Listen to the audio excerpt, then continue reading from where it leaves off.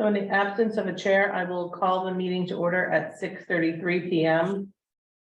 Ralph, I'd like to make a motion to nominate Mr. McCoo as acting chairperson for tonight's meeting, at least the first portion of it. is there a second? Seconded by Ann, so motion to make Mike McCoo acting chair. Any discussion? Seeing none. All those in favor? Aye. Aye. Go on. Catherine? Catherine's an aye. Justin's just coming in. Justin's right here. Oh, I saw him on there. I didn't see you sneak in there. That's a, All right. he's quiet. All right, so the ayes have it. So, Mr. McCool, before we move this over to Mike, I just want the committee to know that as of yesterday afternoon, I resigned as a regular member of the school building committee.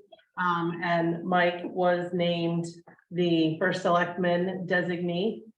So he no longer holds a seat from the Board of Finance, so we do have a vacancy on this board. And I sit as a member ex officio, which means I no longer have a vote, which is why you didn't see me vote in that last matter. Mike? Oh, thank you. No, I have to take better notes. So let's move right into the presentation from QA&M. Would you guys like to start with it? The board members have seen it in draft, so. Perfect. So we will share the screen. You guys want to introduce yourselves first, so people know who Yes, you thank are. you.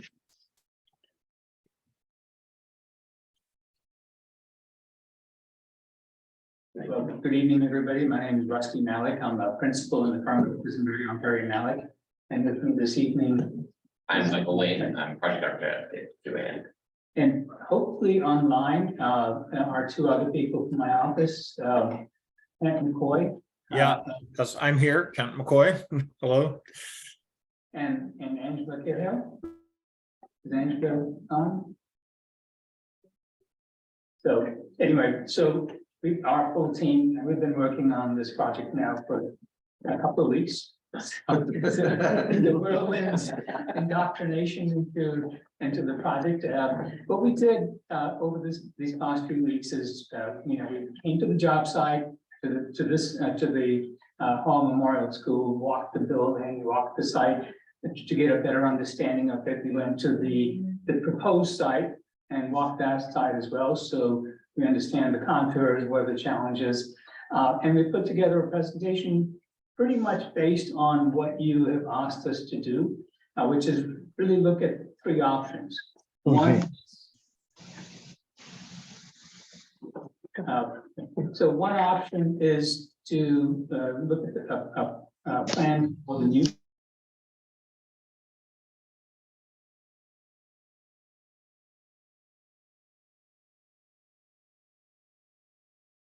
We lose audio. We lost.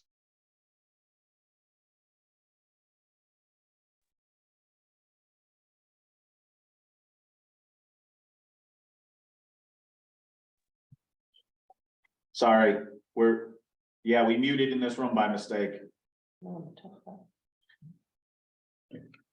Can you hear me, Ralph? Yes, thank you. Sorry. Should we start again? No, I think you're good. Okay, yeah. So, so what we're gonna do is look at the three options. Now, on the right side of the screen, there's an image there, and we try to define the project goals.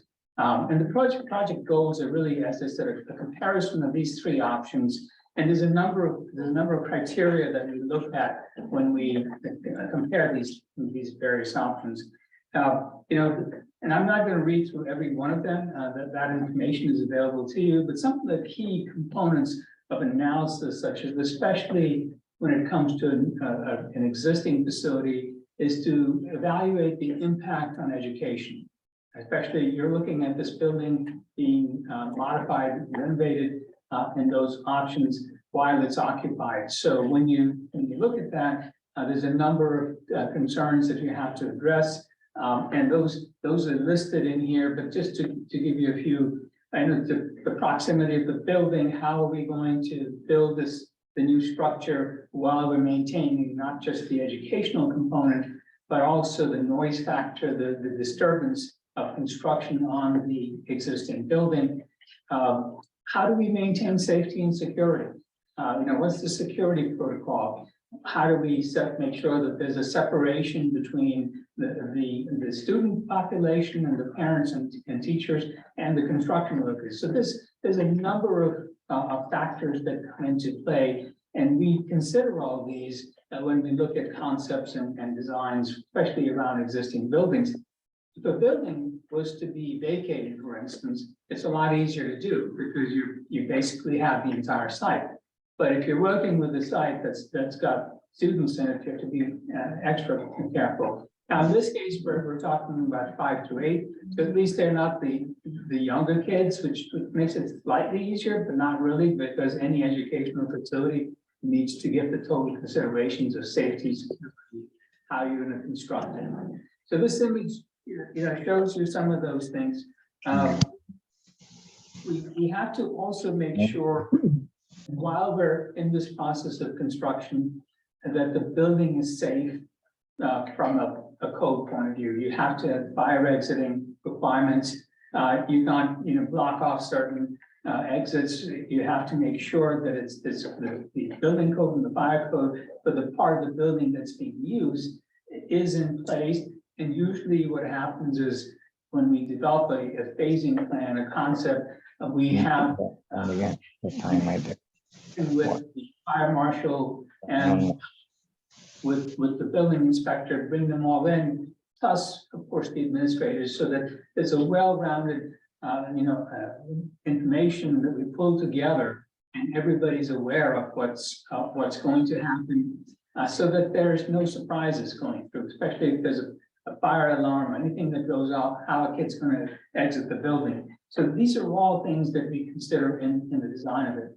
Now, what you're seeing on the screen are the two sites. The top right image, that of the new proposed site, and the bottom image is of the existing Paul Memorial School site. So we're going to start with the new school site, because that's the easier one of the two. Having said having said everything about what's going on in this site, really the whole issue of disruption, safety, and security, all that just goes away right from the get-go. You've got Here we go. Look, only available for construction. So the contractors come, they focus on the building, and they build the building. An advantage of something like that is that the duration of construction is a lot shorter, because you can just focus on it there. You're not worrying about disruption to the school. You don't have infrastructure conversion from one, as you're not doing this in phases. It's just one large phase. So you can see many of the criteria apply. You still have to meet your educational specifications. You still have to look at the project adjacencies, the program adjacencies, and meet all that criteria. But you're starting from a blank slate, so it's a lot easier to do and to get the right relationships. Even in terms of efficiency of the building itself, it's a lot easier to make an efficient building because you're not constrained by existing structure. So you see the existing site. We're going to go to the next slide. So this is a concept plan, but the idea is that you have a sort of a boulevard entrance to the school. As you come in, you can either go to the right, and that's the loop for the parent drop off, or you go straight, and actually there'll be a sign there. That's really for the buses only. So the buses from that Y, you either go to the right drop off, or and there'll be a sign that says buses only, and you go straight, and the buses come in and drop off. And so the two circulation paths are completely separated. So the buses and the parent traffic is not crossing over. The site is such that it gives us plenty of space for queuing of buses, for queuing of the parents. And it makes it, so that's on the, Sorry. so from a user point of view, it works really well. Now, what you'll also notice is that the parking's in the front. We've got 130 parking spaces identified, but there's more parking available. That, so that the site, because it's a new site, there's flexibility to go up to 160, 175. So that's just a function of where do you want to find the land the parking requirements. The new building option also shows you a loop road around the building, and that's for emergency vehicles only. So the idea is that that loop road will have fire and police and emergency vehicle access all around the building, so that at any time, if there's an emergency, there's the ability to get to any part of the building. That also helps, especially in terms of fire code and fire requirements for a Springfield building to help fight fires. So that's another criteria that's identified. The other thing that I don't have a person. Okay. So what I want to point out is, for instance, at the ends of these buildings right there, where the cursor is, those two wings are locations where there's future expansion. So if the need arises in the future, there's the design is planning for a future expansion of the two buildings. Service comes in along where you come in the main entrance, but service actually happens back over here. And so that's the service access. It's directly to the kitchen and with access to storage for the maintenance crew. Currently, if you know the Hall Memorial site, the kitchen is indoor in the building. So service has to come in and cross over from the hallways from where students are coming into the building. It's not an ideal situation at all. The original building wasn't designed like that, but eventually with additions, etc., that's what ended up happening. But in this case, we've got use site, we're able to go in and design it to meet all the criteria in terms of appropriate separation. Playgrounds are located towards the back. The idea is the students have access to playgrounds. There's no concern about traffic. And the only time there would be traffic there, if there's emergency, then there's an emergency vehicle that would be going through, and that obviously would change the dynamics of how the teachers and everybody on site. We've maintained buffers from the neighboring property owners, because that was one of the criteria in designing it, that there's adequate room for the fields. As you can see, there's no overlapping fields, because once again, we have an appropriate amount of site. And then there's appropriate space for playgrounds as well as paved play areas. The main entrance, there's a blue arrow right there that indicates where the main entrance is. And you can see the yellow, obviously the yellow is representing the buses and it's hard to see from this distance, but the cars are shown on the parent drop off. So one enters the building right in the front there. Now we'll go to the first floor plan. Now the site, let me just go back up. The site slopes to the left, so it slopes down to the left. So that's just for your perspective. So when you look at the design of this building, you want to work with the existing site, the structure, so that we minimize excavation, etc. So the main floor, as you come in, to the right and left are administrative functions. So right away, there's a control factor. You can see anybody coming into the building. You come into the secure vestibule, and the second set of doors in that vestibule are locked. Actually, even the first set of doors are locked. So anybody coming in after hours will be buzzed into the vestibule. From the vestibule, they'll go to a transaction window. The transaction window will show some ID.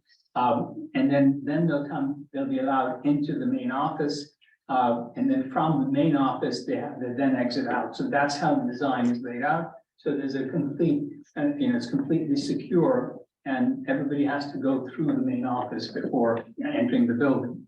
If you look at the sort of the light purple colors, those colors represent sort of the public spaces. So as you get into the building, administrative functions on the left, nurse on the right, then there's on the corner here to the right, that's the cafeteria.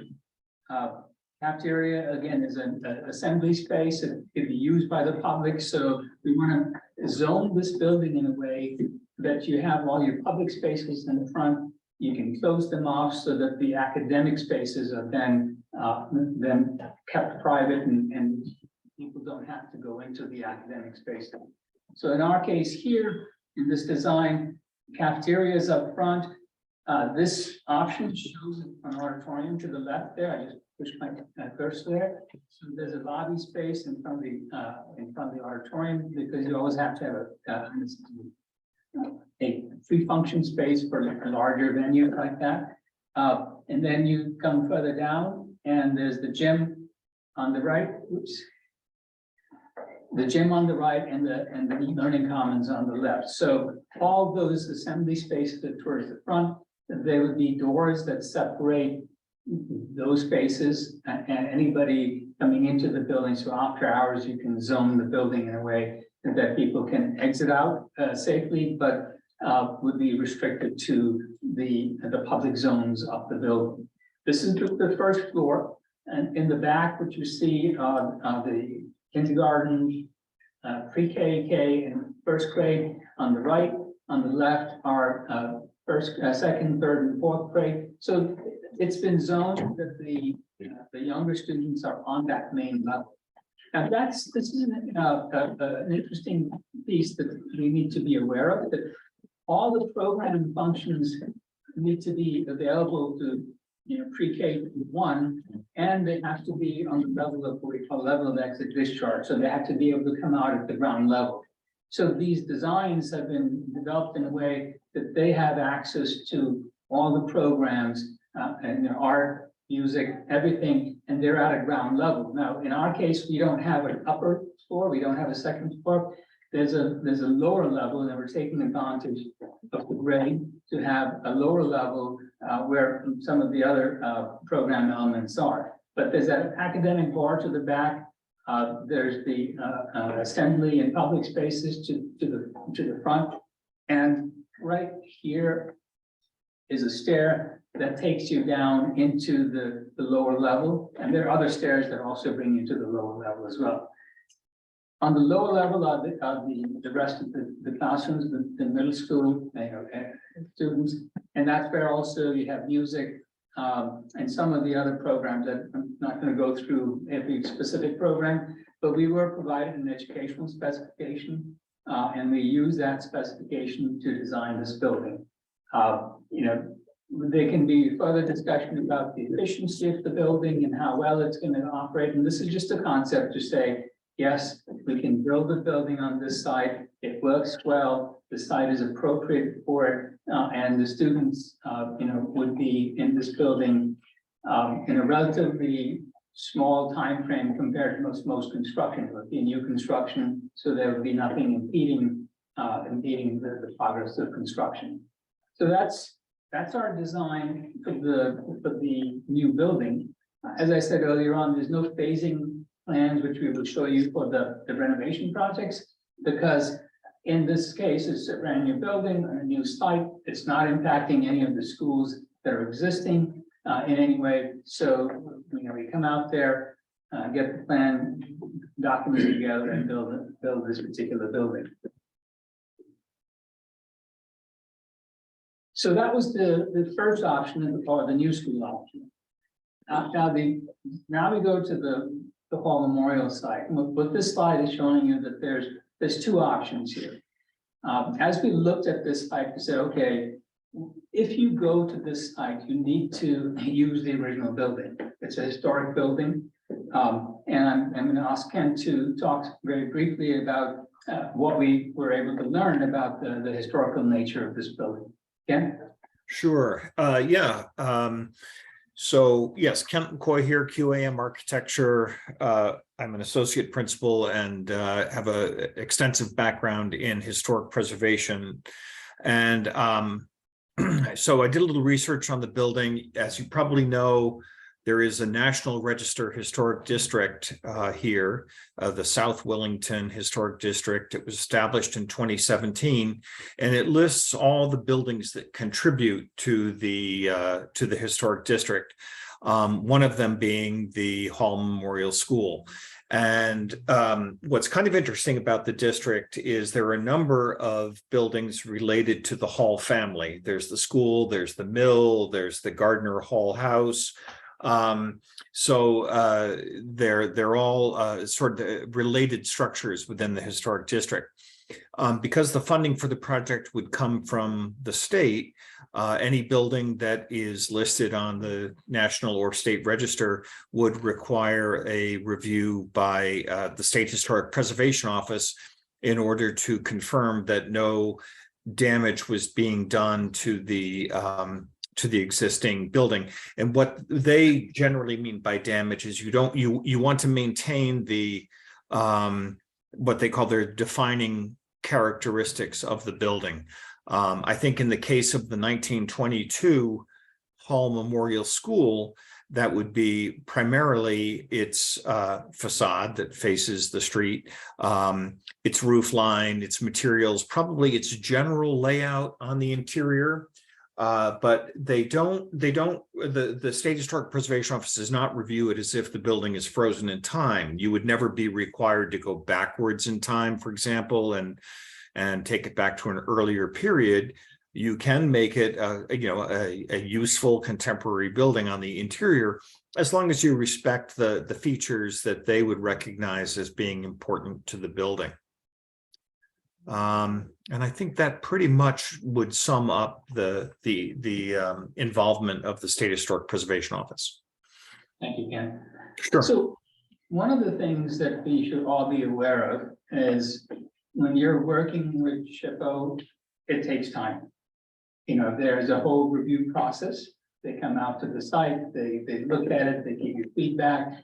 And so the only thing I'd say is that the building has been modified. Obviously, windows have been closed, so they're more than likely going to ask us to put those windows back. And I think they should be, because it's unfortunate the way that building was modified. And you know, so that's something we would do. But all of this will take time. We need to get an approval process with them.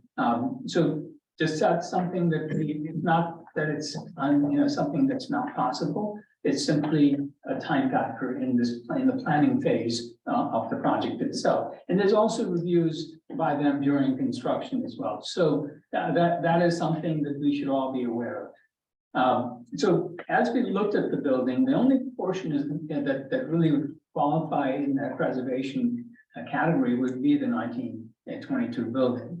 The other buildings, the additions, I think, are something that we need to look at. And in our case, there's the one wing, to the, would that be the south south of the building? Yeah.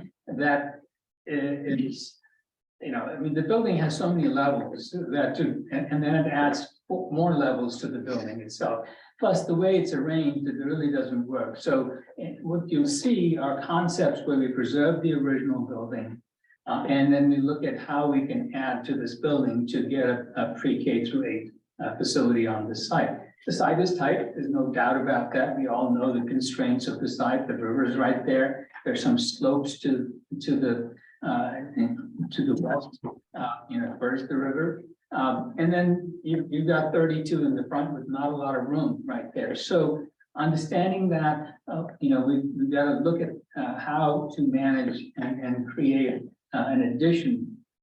So we'll look at 2 options. One is an option to the south side of the building, and say, okay, if we do that, how will the construction progress? How will the meet our program requirements for the educational specifications.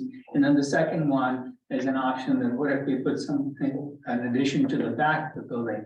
How would we, how would that impact the educational program? And most importantly, how do we construct this while the kids are in school? How do we do all this work? And all the discussion I had earlier on, or the comments I made earlier on about the fact that the building and safety and noise and all of those factors have to be considered. So we'll start with option one. I'm sorry, option two which is the renovation option. But the first option in terms of the renovations, which is the building on an addition on the south side. So what you're seeing is that this portion of the building is the addition right here. Oops, jumped ahead. But that portion expands the building, and the main entrance of the building is now on the west side, or towards the back parking lot. And that's just to give some reference. The idea is, to expand the building out in that direction. Look at, where would you put play areas? How would you manage with the athletic fields? You need to look at paved play areas as well to meet the parking requirements and the bus queuing requirements. And of course, you have a very large number of parents who pick up and drop off their kids, so to manage that as well. So what this site is showing is that, yes, you can put a building there. You're going to meet the educational specifications criteria, but as you can see, it's really tight in there because of the constraints. You could go further to the south, which is to the left on the screen, but that's the fields.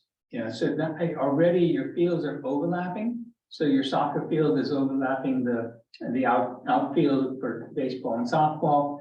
So those are some of the compromises, not unique. I mean, many communities do that. So, it's just a matter of how much site you have.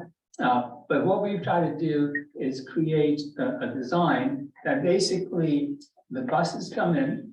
So the buses come in right here off a new road cut, and then they take a turn to the right. So right at that corner, they turn to the right and they queue up, and that's where the buses are picking up the students and dropping the students off. They then exit out on the north side, which is the left driveway, and out to Route 32. At the same time, the parents come in off of the north driveway, come in. The design is such that there's a circulation path around in the parking lot. They come in, there's a drop-off zone, the students are dropped off there, and then they come in to the front of the building as well. So that's, in essence, maintaining a separation of the bus traffic and the parent traffic. The only point where they come together is at this right here at this intersection, where the buses are coming out and the parents are coming out or coming in, however that's working. But on a site like this, you have to, in most cases, you have some point of crossing, for the traffic crossing. And the reality is, even on the new site, you could build a new driveway and then spend a lot of money building just separate driveways for both entrance and exit. And it's really not necessary because the buses are there a couple of times in the day, and the majority of the time, the site is not impeded by the buses, so there's no traffic conflict there. There's also on the left side a point of crossover. So right as you come up the driveway that's on the south side, there's a point where you could actually, if there's an emergency and one of the drives is blocked, that there's the ability to empty out the parking lot from that drive as well, because in those situations, you can always exit out as well. So it gives you that additional safety factor of being able to bring students or access to the site from both the north side and the south side. Currently, your access is only on the north side, and everybody comes in that way and then leaves in the same way. The solutions do require some fairly significant retaining walls because the site slopes to a great degree. So you'll see there's some references to retaining walls both on the back of the building, of the site rather, and also, for instance, right there, to carve out more space for more usable space, because that's the challenge, you know, how do you get all the program and functions like playgrounds and paved play areas in and around the building and allow for the kids to have play areas and then and not, you know, because there's really no other space. We meet our parking count. I think 130 was a required parking count. We're at about 131. So this option in the design phase works.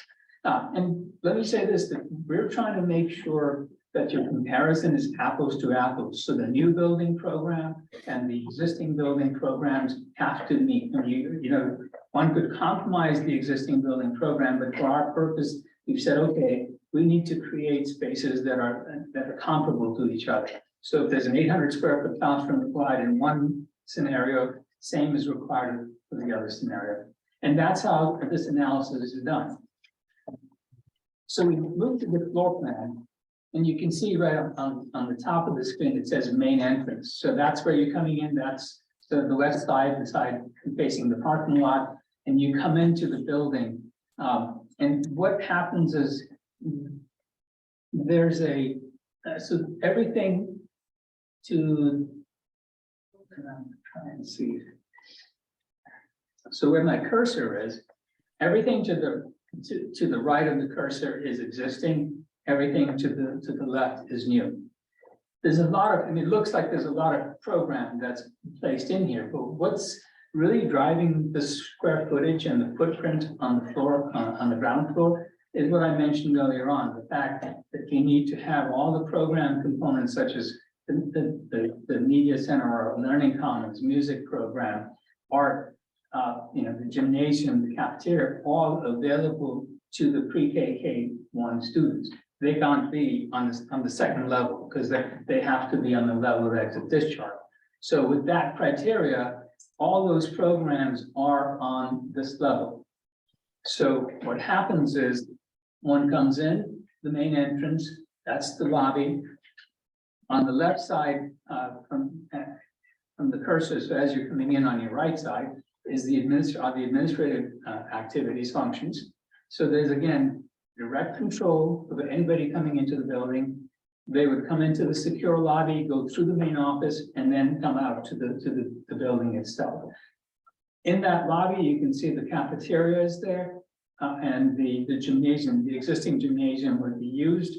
And so those two functions, the cafeteria is where the current band room is, so just for reference purposes, but it's expanding out that space because that space is not adequate. And the reason we didn't go to the cafeteria being inboard is from just what I said earlier on. All of a sudden, all your services are crossing where the students are. The other thing we also have to keep in mind is the proximity programs. You don't want to have something way on the other side of the building so that, you know, kindergartners, first graders are walking all the way to the other side of the building and through other program spaces and then walking up and down stairs. So all of that has to be considered. So you come in to the main lobby, the cafeteria is right there, and the kitchen is down adjacent to the cafeteria. And on an outside wall, so there's the ability to provide service to it. Now there's a light green sort of outline there. That's the existing academic wing, and that we have to be aware of. So one of the concerns, and we're constrained on all sides of driveways, parking lots, and the existing academic wing. And one of the concerns on this option is that we're so close to the existing building, and that the windows are practically opening up onto the construction zone. And that's something we don't typically like to do. We want to stay away from the construction zone. You know, I would prefer to be 20, 25 feet away, but at least 15 feet away, because then you trigger fire code requirements, and that you have to provide ratings, fire ratings on that existing space. You've got windows looking out there, so those have to be then treated from a fire perspective. So this option is, I don't like to say it, but it's sort of shoehorned into that area, but it meets all the program functions. So it allows you to do that, but there are going to be some challenges, and the challenges are going to be how do we manage the space between the new addition and the academic wing that comes out towards the south of the building, or to the left as we're looking at it on the screen right now. Just going through very quickly, the gymnasium as you come in will be on the left. Again, revert, let me look at it from as we're looking at the screen. The gymnasium's on the left, to the right of the lobby, the cafeteria is straight on, and the learning commons is to the left. So those three major functions are available right off the lobby. It allows us to zone the building once again for all these functions. Now, it's a renovation, and in this particular option, the question is, if you were to add an auditorium, where would you put it? And you can see there's a lot of challenges. When you're designing a building, if we were to design this building with an auditorium, that the way we would approach this building would be very different than if we were trying to add an auditorium at a later date, because that would have its own challenges. And the reason I say that is if you go back to the new building concept, you notice that when you came into the main lobby, all those major functions were available off the lobby. In this particular case, you don't have that ability to do that, because if you put the auditorium where that academic wing is right now again, you're impacting service, you're also impacting the academic functions that are there. And then you begin to say, well, how does one get to the auditorium? So these are all things you should be considering when you're designing a building. But again, these are concept levels. There could be some changes made to allow for certain things, but it's a sort of a push and pull situation in terms of one program is impacted if the other program moves into the preferred space. This particular option on this floor, all the adjacencies are met. Everything in terms of size and appropriateness, we meet that criteria, but what we're lacking is how the auditorium needs to be integrated into this particular concept.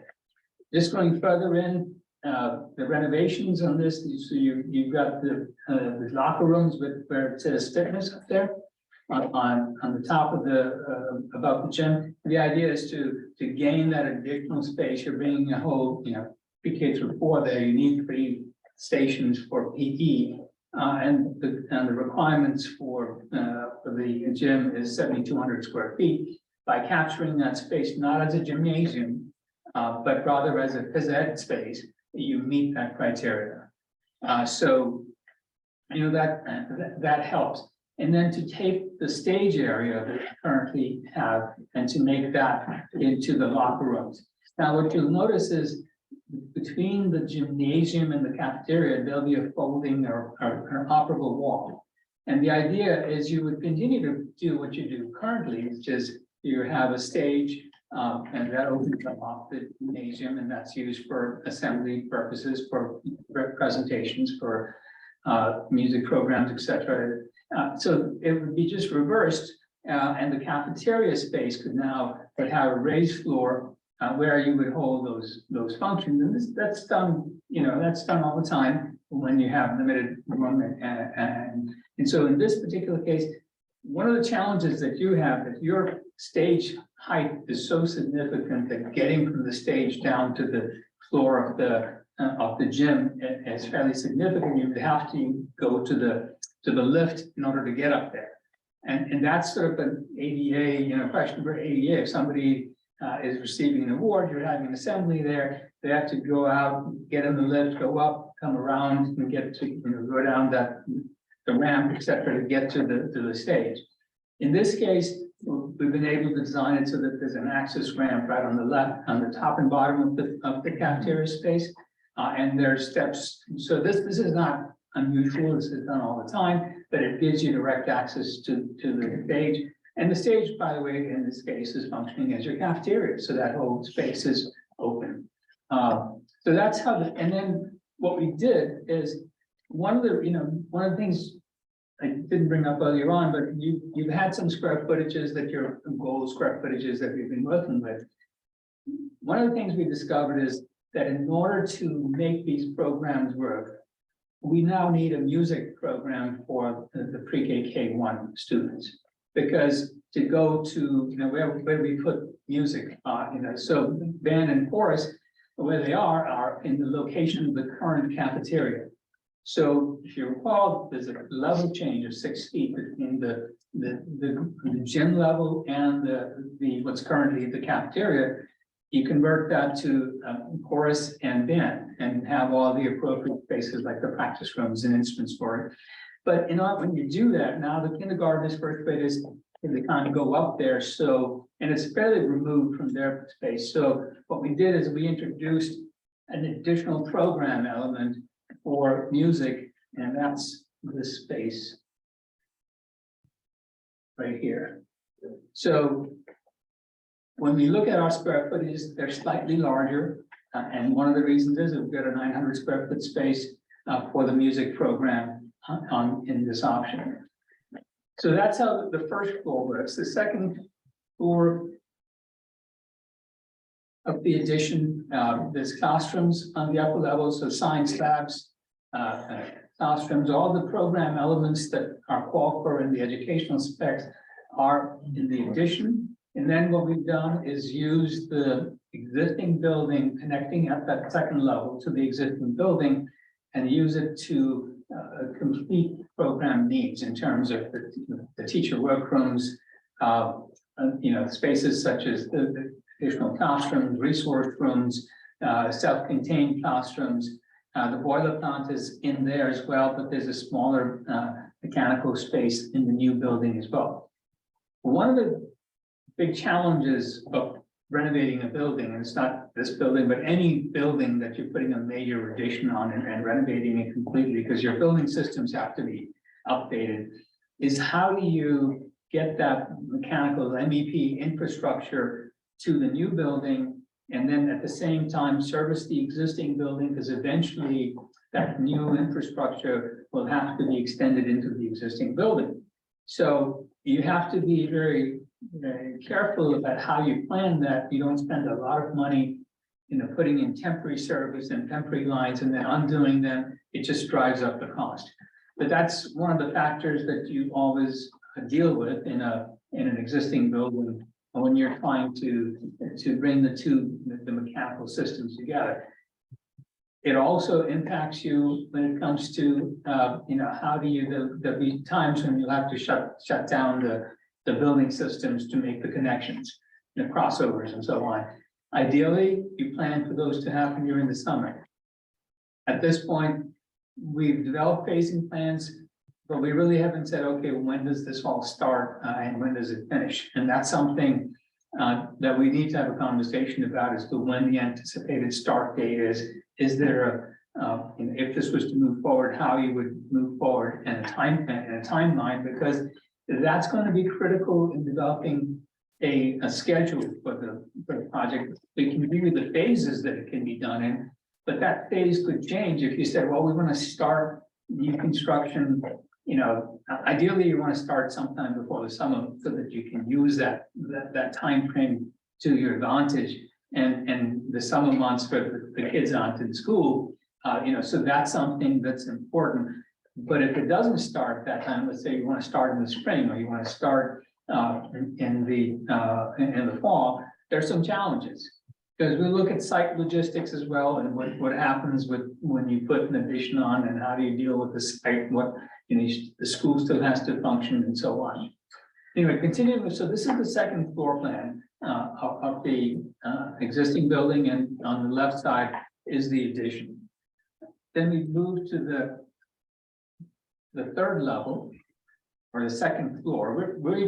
Because of the confusion, we call ground floor the gym level, the level of everybody's coming in. The second floor is the second floor, or the upper level, and then you've got the second floor here.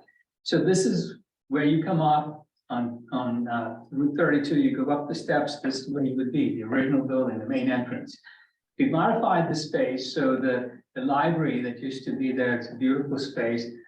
We try to maintain, if you look at the copper ceilings in there, we try to maintain that and create 3 spaces up there, 2 classrooms and the STEAM room. So that becomes, it's larger than it needs to be because programmatically, we only need 1,000 square feet, but it's going to be more like 1,400 square feet because of the space itself. It's existing. You're not going to tear it. It just needs to stay intact, and it gives you more flexibility for your program. But then we modified the rest of the space for academic classrooms, resource rooms, teacher workrooms, and offices. So you can see all the programs that are in the educational specification meet the criteria here shown in the floor plans, and and the program itself programmatically the building works. So next we go in and we start looking at how do we build this, and this is these are concepts, and what you're seeing are the red lines, the dashed lines are representing sort of a construction zone. So we've broken out the left side of that quadrant to be the building addition and the parking lot right there. And there's multiple ways of doing this. I mean, we could extend. I think you've seen a concept where you just created the bus loop earlier on, but I'm concerned about, you still have construction traffic and staging, et cetera, that needs to occur. So we've sort of sandwiched it and said, if we can do that and let the buses come in and the parent traffic come in pretty much the way they do right now, and use that old parking lot, we finish this phase with where the sort of the salmon color is along with the site. That's all done up front in phase 1 of the site. So the building is done, both levels of the building are done, and you do the site. Now, in the summer months, there's an opportunity to do more. So if one thing you could do is for instance, look at what could be accomplished. In our case, we're saying phase 2, but phase 2 is happening concurrently with phase 1. So phase 1 may not be complete, but we could then, during the summer months, work on phase 2 and accomplish certain aspects of the design for phase in the summer months. And that would be to update the parking lot, to create that bus loop. It still would not be usable from a bus loop perspective, but it would function just the way it is right now, and it would buy you some time so that you're not leaving that all to the end. So phase 2 is really an extension and a concurrent work from phase 1. And then phase 3 is really a lot of the renovations that are going to occur in the building. In that case, we still need a staging area where the contractors will be.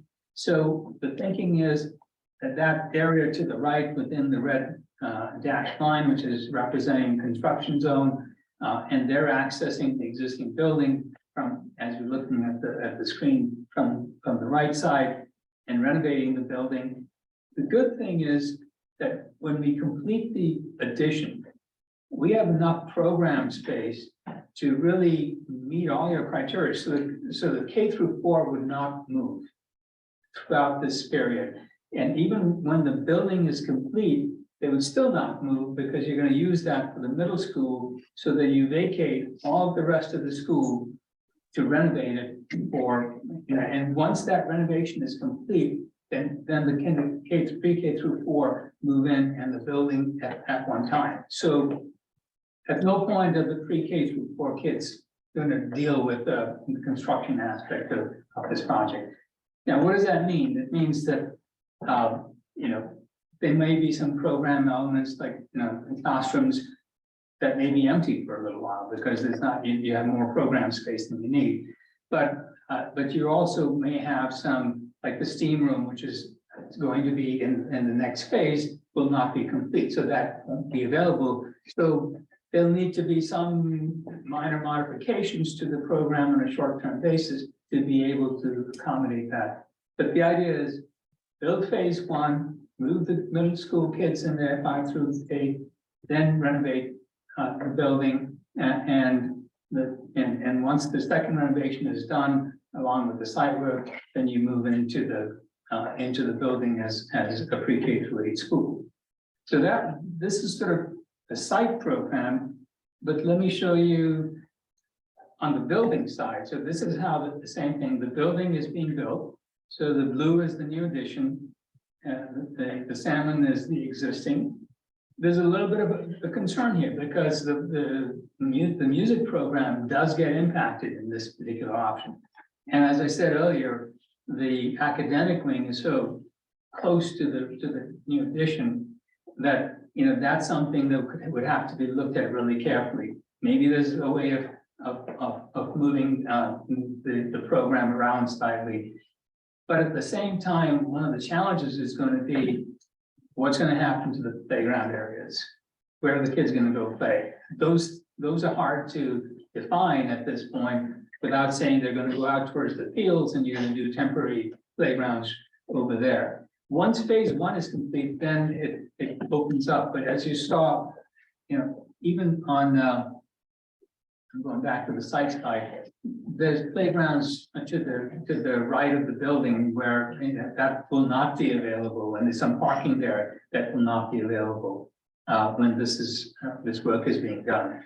So through this process, you have to think that will need to be some compromises to your program. There may be ways to improve on this, but at this point, given, you know, roughly 2 weeks with Christmas in the middle of it all, this is what we have at this point. So phase one, the blue is the addition, and the salmon is existing building occupied, functioning as it is right now. Then and this is the upper level of phase one. So all of that is still, you know, phase one of the building. Then phase two is where we start renovating everything, all the existing classrooms and all the spaces, because those functions now have moved into the new addition that's complete. The gym will continue to stay the way it is, because that's going to be, we felt the best way to do it is to have that as the last phase of construction. So that's going to continue to be used as it is. And with the completion of phase one, it'll give you back the assembly use that you currently have.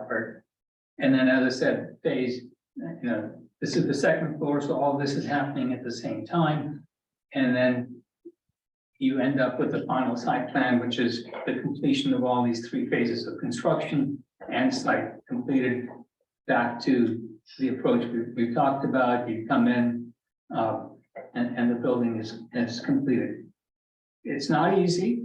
It's a lot of challenges in this process, but that's one concept when you put an addition on the left side of the building as it's shown on the site plan. So the thought about what do we do with an auditorium, just to give you a sense of where would it work best.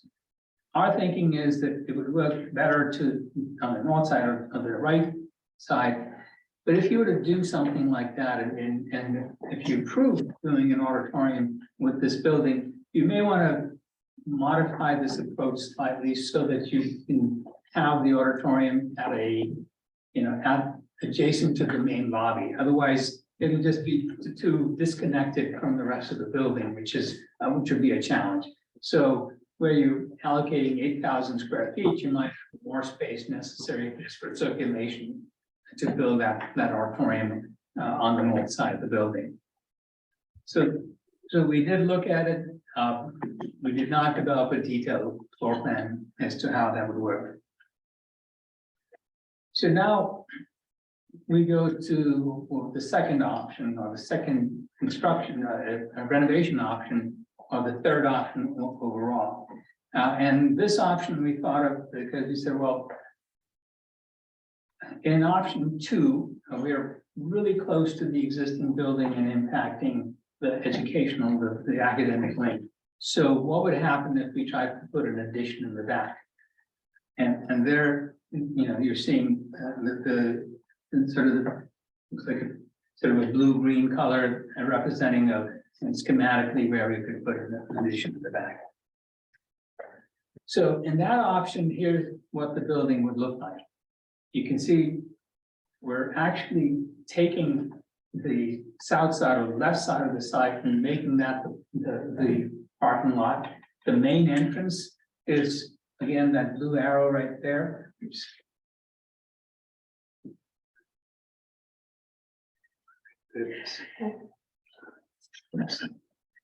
I'm just gonna hope everybody can see the blue arrow.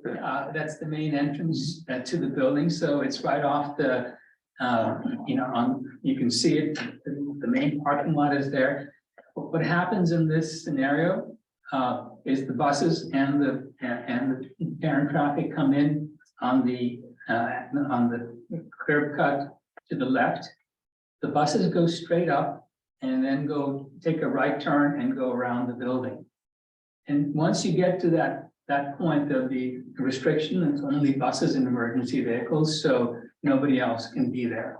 So the buses go around the back of the building and come back out. The parents come in and would take an immediate right and then a left, and that they would queue up, so that gives them plenty of room to queue up. And then they turn around and come back out the same way that they came in. So only the buses go out. And we took the north curb cut. The parents come in and out the same drive, and the buses come in that drive as well. Now this could be reversed. You know, if the thinking is, you know, we've got 7 buses, and there's not that many kids, and there are more kids being dropped off than that are being brought to school in the bus. Reverse it. And you can put the buses in that front loop, and this is true for any of the options, but in particular this option, you can put the buses in the front and have a fairly extensive queuing space for parents. So if that's an option, but that's an operations decision, you know, that would be made at any time, but it gives you the ability to do that. So in this particular design, that bar towards the back of the building is the new construction. There's a courtyard between the existing building and the new building, so with 2 connectors. So again, it gives you some distance between the new construction and the existing building. What that does is, you know, I was talking about proximity of the construction to the academic wings. It takes that out of the mix. So it puts the construction further away from the existing building. And that's the advantage here. I should mention that in both of these options, there's a retaining wall all along the back of the site. And you need that to be able to provide the loop access, you know, for the traffic as it's, you know, and the circulation. The site component in terms of playfields are very similar to what we had in the second option. Again, they're overlapping. The parking account, again, you know, we meet the criteria for the 130 spaces. In fact, we exceeded to some degree. And the idea is that the additions are on the top right side. You'll see a light blue box. And it says future additions. So it gives you the ability to have an addition there, 2 stories, 3 classrooms, you know, space. And you always have the ability to have an addition in the front. There's a little parking lot to the left of the main building. And so that's potential for an addition as well. The playgrounds are, you know, the idea is that the playgrounds are on the north side there. You can see them in blue. And when we look at the floor plan, you'll see that there's access to the playgrounds is relatively simple. I know there's a lot of information to impart, so I hope I'm not putting everybody to sleep. But let's see. What else I missed here? Oh, service is right.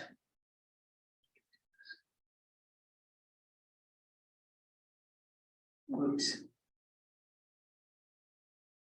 So the service is just south of the main entrance there. There's a service access, direct access for service to the kitchen, and which then serves the cafeteria. So let's go to the floor plan. So as you saw, the blue arrow again represents the main entrance. You're coming in on the left side would be the administrative wing. You come into a secure vestibule. You go through the administrative wing to get into the school. On this level, pre-K, K1, and then all the other programs, so music, art, learning commons, cafeteria, gymnasium, all are on the ground floor level in this option. Including resource rooms and all the other program spaces. Similar to the other option, music and in terms of chorus and band are on where the current cafeteria is. So this similar approach when it comes to renovation of this space, similar approach for the cafeteria. That wall between the cafeteria and the gymnasium would be an operable partition when you would be able to use the cafeteria floor as your stage because it would be raised up. On the right side of the locker rooms and access. So the playgrounds are on, as you're looking at this image, would be on the right side by the locker rooms, between the locker rooms and the academic wing. So both the pre-K 1 and the 2-4 playgrounds would be located in that area. On the next level up, similar to the last option, academic classroom spaces, science labs, a slightly different version of the science program by combining two rooms. Sort of towards the bottom of the image, we were able to get a science lab on each side that met the criteria for space.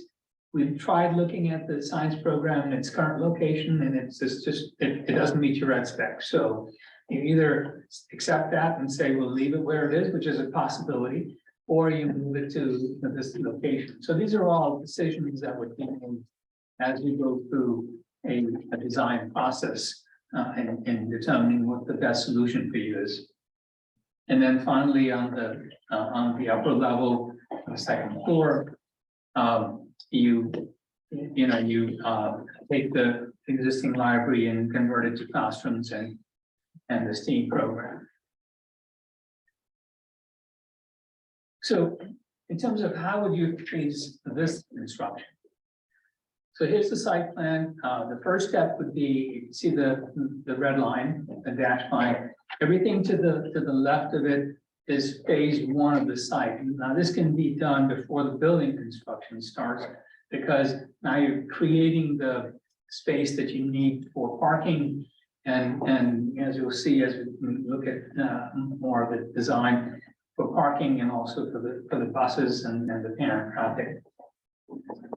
Phase 2 is when we start the new addition towards the back.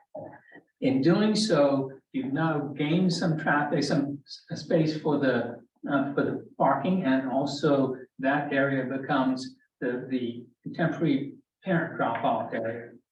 So you've reorganized that space, provided the parking in that location, and then on the right side or the north side of the site, we would create a second. I'm sorry, the one on the left is the bus drop-off, and then on the right is the parent drop-off. It's a little tighter, smaller space. And the reason we did it that way is because the grades are much steeper there, and the space is somewhat restricted. So we want to, cars would be easier to maneuver in that area. But this is how phase 2. So we would block off that back of the site, gives us adequate space for staging of construction, and then build the new addition. In this case, the extension of the cafeteria would be a separate phase. And the reason we did that is we did it 2 ways, one with and one without. It could be combined into phase one, but it would cause a little bit more disruption. In this case, the music program would continue to function the way it is, the cafeteria would function the way it is. And then you'd have phase two. So the pros and cons of one will take a little bit longer, and the other one will be a bit more painful. So those are the two options in this. So you can look at it either way. Mike But in McCool is still there. In this case, you can see we've outlined where what the new construction is now. So we jumped on to phase three. So at the end of the completion of the phase one, the students are moving into that location. During actually this is phase three. So at phase three, we also are building the cafeteria, and we're demolishing the academic wing. And when we do that, now it opens up that space. And in this phase, we're beginning to also renovate some of the existing spaces.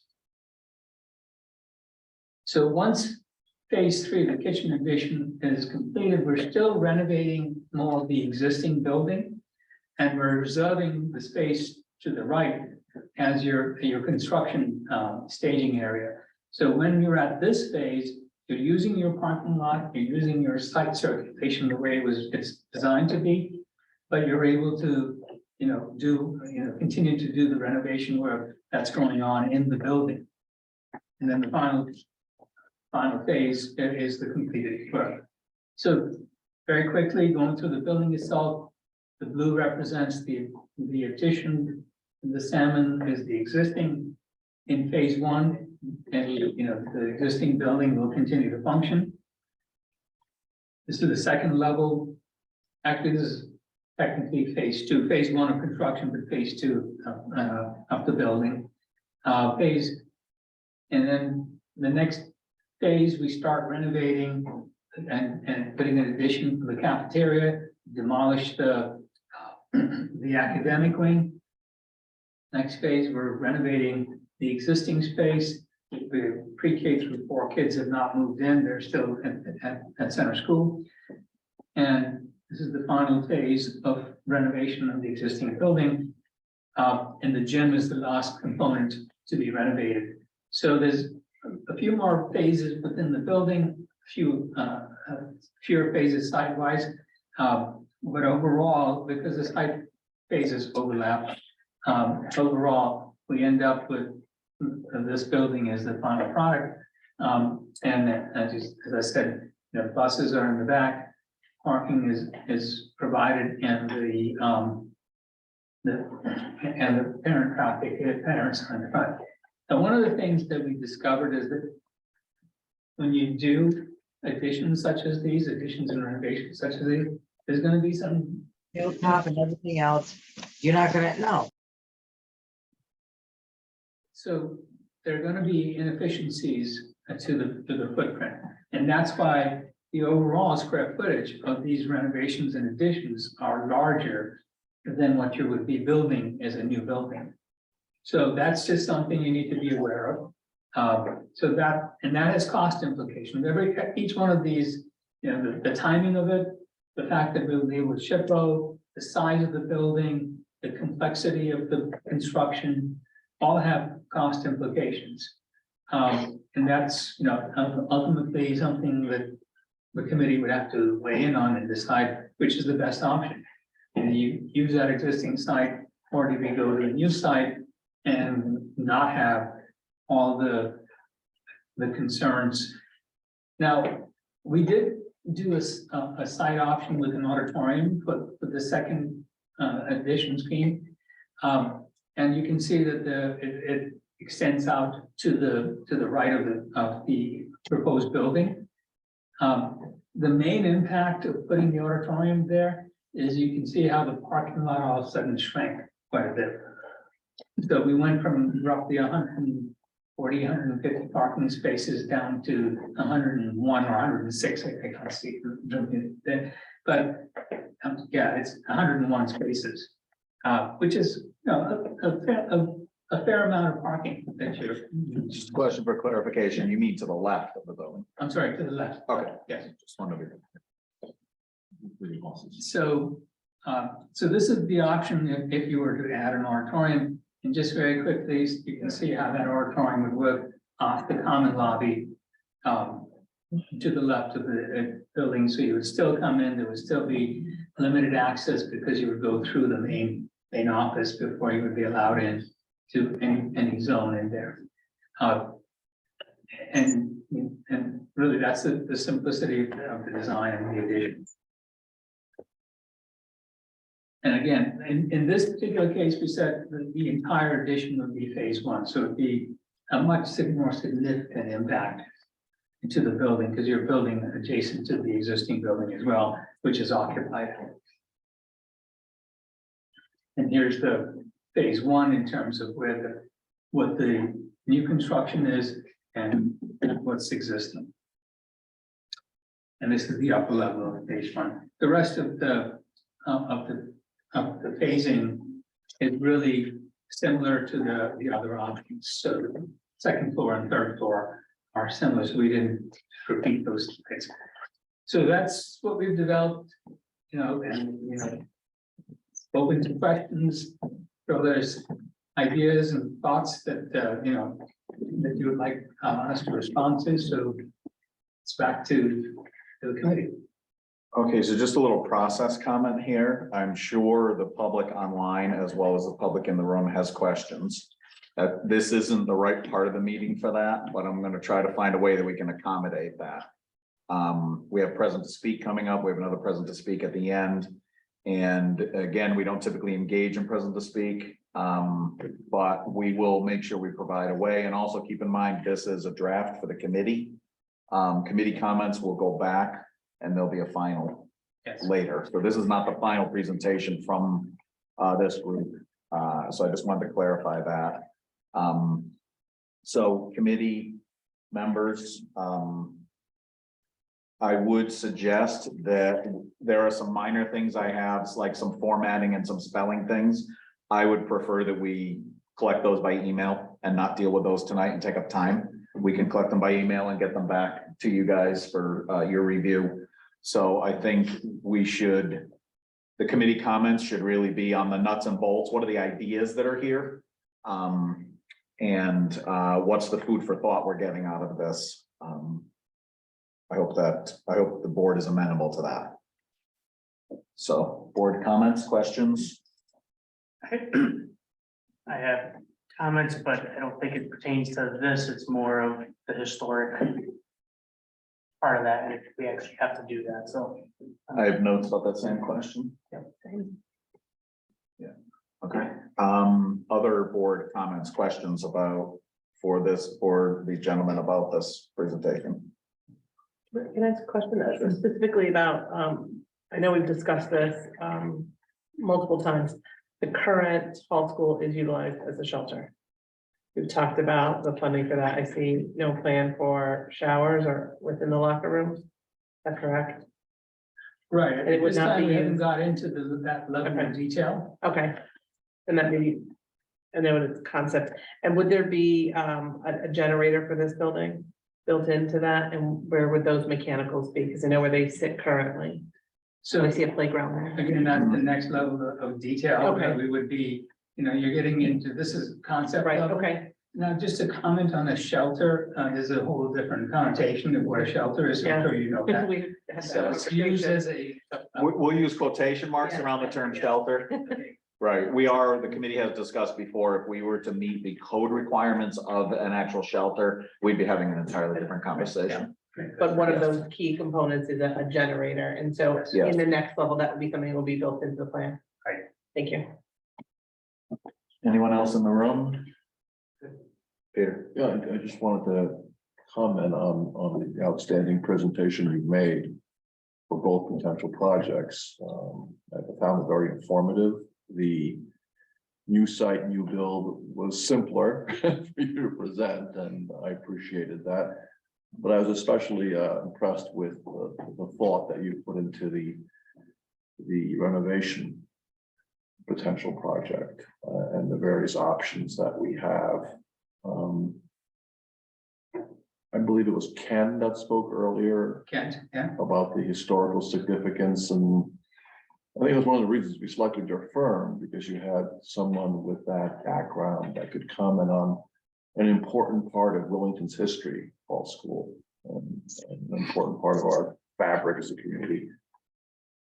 I'd like, if we can we hear more from Ken tonight on some of the possibilities of the heritage of our school being part of our new school in your design process? I'd like to know how that works when you do something like this. One question in particular I have, maybe it's premature because you explain these are concept plans, is as a community, we've all seen in our historic society the original Hall School 1922 building that emphasized natural light. Something I see the architectural community has returned to, but over the years, unfortunately, every other window was blocked in on the front facade. The cool skylights in our resource room were roofed over. Is that something that will all be restored to bring back that natural light, and then the new portions of the campus incorporate natural light? If you could address that as well, I Sure. appreciate it very much. We would hope that that was the case. The state has some fairly stringent requirements of natural light in all instructional spaces. And so when we developed the design here, we made it a point that office spaces, instructional spaces will all have access or their natural light to them. The only space that we're not able to do that with is the music space, because that cafeteria down in the middle of it. But there's ways of bringing in natural light, and it won't be, through like a solar tube and things like that, that bring light into the building, that natural light, but it's not a window.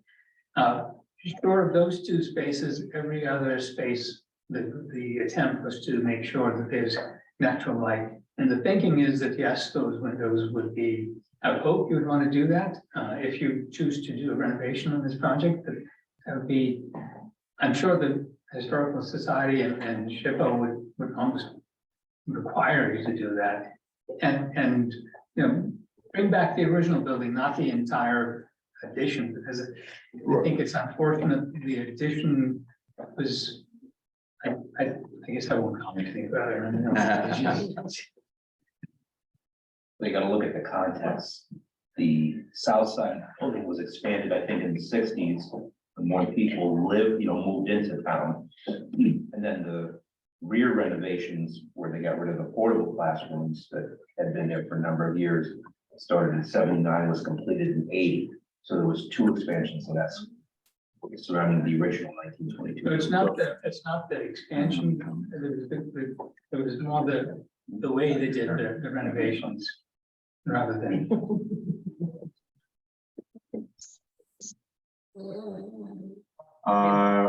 Ralph? I want to build on Peter's comments a little bit, if I may, with respect to SHPO. Knowing that we're going to have some additional constraints, what funding is available for the town to meet some of those requirements from SHPO? I have an understanding that there is some funding available for both the survey and possibly some of the restoration or renovation work. Will that impact our funding through OSCGR if we were to try to incorporate that into this project as well? I realize that's probably a complex question at this point, but I think it's a valid question because additional funding is always welcome. Yeah, I mean, you would certainly be eligible for a historic restoration fund grant through state historic preservation. And I think, though, that's limited to about $200,000. It's a matching grant, but $200,000 is $200,000. In terms of historic tax credits, you would not be eligible for a federal historic tax credit because the building needs to be income producing at the end of the project in order to qualify for that. But you probably would qualify for state historic tax credit, which could reimburse the town up to 25% of the cost of, or the eligible costs of construction, eligible costs being the building itself. It doesn't include site or furnishings, but the actual work on the building itself. So yes, there is the upside to the historic National Register listing of the building, and that there are some funding opportunities available because of that. Thank you. I think there's some limitations on double dipping, so to speak. So you can't get, this hard tax credits and funding, and then also get the whatever your percentage rate is from the school side. So That's a good point. Yeah. So we just have to manage how that gets done. You have to look at what's to your advantage. Does it make sense to go through that and go through that application? It is more rigorous than if you were just going to SHPO and not looking for funding. But that's something that we should get more in detail and in depth with what you're planning on doing. You learn a lot more with that. Brianna? Hi, thank you. If any of my questions should be emailed instead, just say email and I'll mark it. Thanks for those very thorough and full presentations. That was a lot to listen to and see. It's really exciting. Okay, I have a couple of questions. One, what did you say, sir, about on our last option there, option 3, something about science, the science space not meeting the ed spec? So currently you're asking for 1,200 square foot science labs plus the prep and storage rooms. So when we try to place them in the current location, that criteria is not met. It is less. It is less. Currently it's less. Can it still have a prep room, do you think? Yes, you can have a smaller lab and a prep room, but if you look at it, it really ultimately comes down to the layout of the program and how the program is functioning. The 1,200 square feet is fairly standard for a science lab, especially at the middle school level. What we found is that what used to be a middle school science lab is now really a high school. It's designed like a high school science lab, and the high school science labs are being designed like college labs.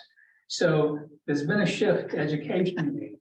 And so that's why we thought it was appropriate to have the 1,200 square foot, because that's part of the criteria. If you're going to spend all this money for a major renovation project, you want to do and meet all the current educational specs and goals. Right. Okay, great. Thank you. Do all of the options offer a canopy out front by the main entrance, or was that just on option 3? That's the only place I think I saw it. No, actually, that's possible in all 3 options. Okay. Will we be keeping the parking area across the street? Maybe that's a Phil question. He didn't address it, so it's there. Yay. Is there a restroom accessible from the out of doors for the public use? I don't think I saw that. So not directly from outside, but there's restrooms that are, unless there was one called for to be directly from the outside. Maybe, no. Ooh. Brianna, what would be the purpose? Like if the fields were being used for an event or something like that? Is that what you're thinking?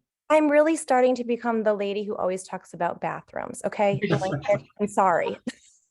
I've had little kids. I've been to this. Yeah, if I have been at a softball game there at Hall School, and we have to get in the car and go to Dunkin' or something because there's nowhere to go in the late of the day because the building's all secure. So that would be really helpful. It's something that you can do. The challenge usually becomes when you have a restaurant like that, how do you control it? Who maintains it? There's a lot of other things that come into play. If it can be developed in a way that it's off of a vestibule, even then you still have the concern about how, who's responsible for it and how do you control it and clean it and all that kind of good stuff. But can it be done? Yes. Oh, God. Brianna, This I rate, would it might say, be me coming to clean it. Yes, sorry, Mike. it's okay. I have a million of these ideas bubbling around in my head too, and every Sorry. time we look at stuff, I think of new things like this. Hmm. If this moves forward and the taxpayers approve going into a project and we start on design, these questions are gonna be really important when we get there. So please write them down so that we remember them at that time. I write everything down, I promise. It is. Phil Okay, says it's in the ed spec. Yeah, Write it down anyway. Write it down anyway. already It's in the done. inspector. She's the Board of Ed member that said it. I'm all about the. Okay, can I just have one more quick question? It may be something I missed. In the new build, is there a music room for pre-KK on their level? Because I know you were saying the thing about how we need band and chorus for the older students, but when I was looking, I did not see music for our little guys. The difference on, for the program on the new build is they are going down one level, but you can exit out on grade from that level, because it's a 2-level building in that sense. Because the building's set in the hill, you have grade at both levels. Okay. Oh, so will they need stairs to get to music? Right, so the whole idea of if you're changing levels, is that you are, you're not in the same path of somebody else, an older kid. So in that case, we will be able to manage it.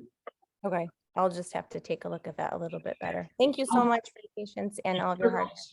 Simply, I mean, this space you can move programs around in the design as we have it, so that if we wanted to make that space on the upper level, then we can move a different program down below. But ultimately, it was not part of your ed spec. I mean, that's an increase to your square footage. So even though we added it to the program, we did that on option 2 and 3 specifically for that reason. We had, on the ed spec, we had band and chorus as 2 separate things, but music was never included. I don't believe there was a music space for the kindergartners, first graders for the elementary school. Okay, thank you. Catherine?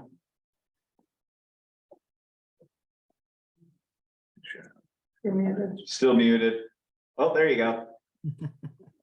Hi, everyone. So I want to echo what Peter and Brianna said earlier too, that I think you guys did a great job with presenting us some options that were quite challenging. We definitely made you work for your fee on this one. I do have a few questions. So the first one is regarding the construction phasing. When you did the evaluation of construction phasing for any of the options, did you find that the timeline was consistent with what was presented to the committee from Colliers? Or did you find that the construction phasing extended out further? So in some cases, it could extend out further. It's, what I feel is that the phasing is going to be a function of when you start construction, or what your plan start of construction. As I said earlier, if you were started in a mid-year or at a time when you're not taking advantage of the summer months, and then that could be problematic, because there's certain things that can only be done during the summer months, or they'll extend your timeline.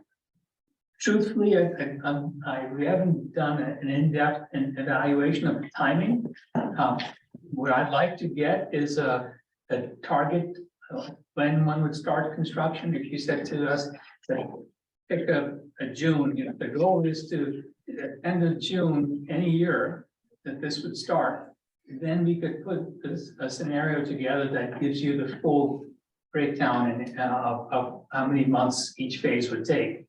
Because we would analyze what could be done in the summer, because there's certain things that can be done in the summer over, let's say it's a 3-year period, that you might do some renovation in the summer because the rest of the building is not occupied by students. So there's ways of shortening that timeline if you know when you're starting and you can do an accurate analysis. Great, thank you.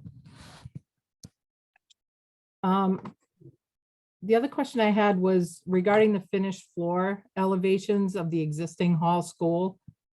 I'm kind of making an assumption that you, in your current designs, you've maintained the finished floor elevations of hall school, but I don't want to assume. So is that how each of your designs were laid out? Were they based on the existing elevations, or was it based on a complete gut and having new finished floor elevations? No, it was based on matching the existing elevations. So the first floor or ground floor will match the gym elevation. The second floor will match the upper level, above the gym, that elevation.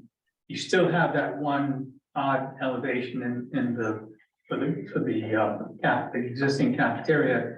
Hence, we put the music program there. So we didn't want to do anything with that. It's sort of, we don't really know how extensive that is and what that would entail. Yeah, and I think the first thing when you were describing the duplicative music spaces for the younger kids and then the upper level kids, that's the first thing that came to my mind was, well, we're doing that because of the multiple elevations there, but what if we didn't maintain those finished floor elevations? What would that would probably reduce our duplication of spaces. So we did look at that. Oh, you did, okay. And what ends up happening is then you begin to, see, for instance, the space across where we're currently putting, where the current stages. We thought, oh, maybe we can put, lower that floor and put music there. Yeah. Now what happens is the addition to get to it's a lot further for the kindergartners, first graders. And so it becomes a distance issue. And then you have to worry about where do you put the locker rooms. And so it's just, but we did look at it and ultimately felt that it was an option that, use the existing elevation to the best and that additional square footage. You may want that additional square footage anyway, because band and music are not appropriate spaces typically when you design them for kindergartners, first graders, to be, yes, the space is there, but you're increasing your enrollment in the school overall. And so having a sort of a smaller general music space may not be a bad idea. And so staying on the spaces idea, how did you guys end up, or what was the total square footage with each of the options? Did you, were you able to stick within the educational specs for the renovation and then the educational specs for the addition for the new school? I assume that the new school, you were able to design your concept plan within that educational spec, but I'm curious with Hall, with the multiple scenarios, how did you fare as far as the square footage? Were you outside of that ed spec square Correct. footage amount? For the renovations, we're definitely more than the ed spec. Because again, we're trying to design circulation around existing buildings and it depends on how the space is. Plus, as I said, we added the square footage for the music room. Yeah. So at the end of the day, we are over on our net square footage, and that information is in the presentation under each option. We are over on the new, but one of the reasons is that we're showing an auditorium of 8,000 square feet, which is what the ed spec calls for.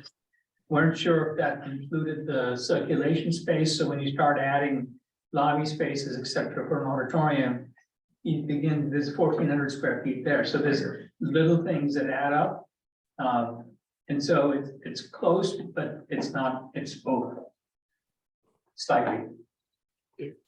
Catherine, Thank committee, if you you. could indulge me just briefly, just looking at the square footages that were budgeted, and yeah, Rusty and I had conversations, and I do think there are areas, and we always see this with, ed specs in a first, pass at a design for the ed spec. I do think there's areas where it could be tightened up, and I still feel confident that, an architect can bring it in within that. But again, want to commend Rusty and his team on what they were able to put together in such a short time frame. It was very impressive. As we've discussed in the past, because of the additions and some of the inefficiencies of the existing building, that renovation was larger in square footage. It was well above the ed spec versus building a new building. The numbers that I was using for, let's say, option 2A right now, net to net, which was above the ed spec, I was at 90,311 square feet. The option that Rusty just came up with was about 2,800 square feet larger than that. So potentially some additional cost implications. Now, I will say, when I did my evaluation of the building with Phil, we took a little bit more of a conservative approach, and we, let's say we didn't break as many eggs as Rusty did. We left the existing gymnasium as the size of the existing gymnasium. Rusty added square footage onto the existing gymnasium so it matched the ed spec.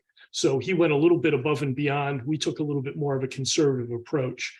But from an overall numbers standpoint, and I do need to kind of get the final numbers from Rusty of where he landed, what I see from this exercise is that either of his options increased the cost of the alteration extension projects, making the delta even a little bit greater than it was in the current budgets that have been presented.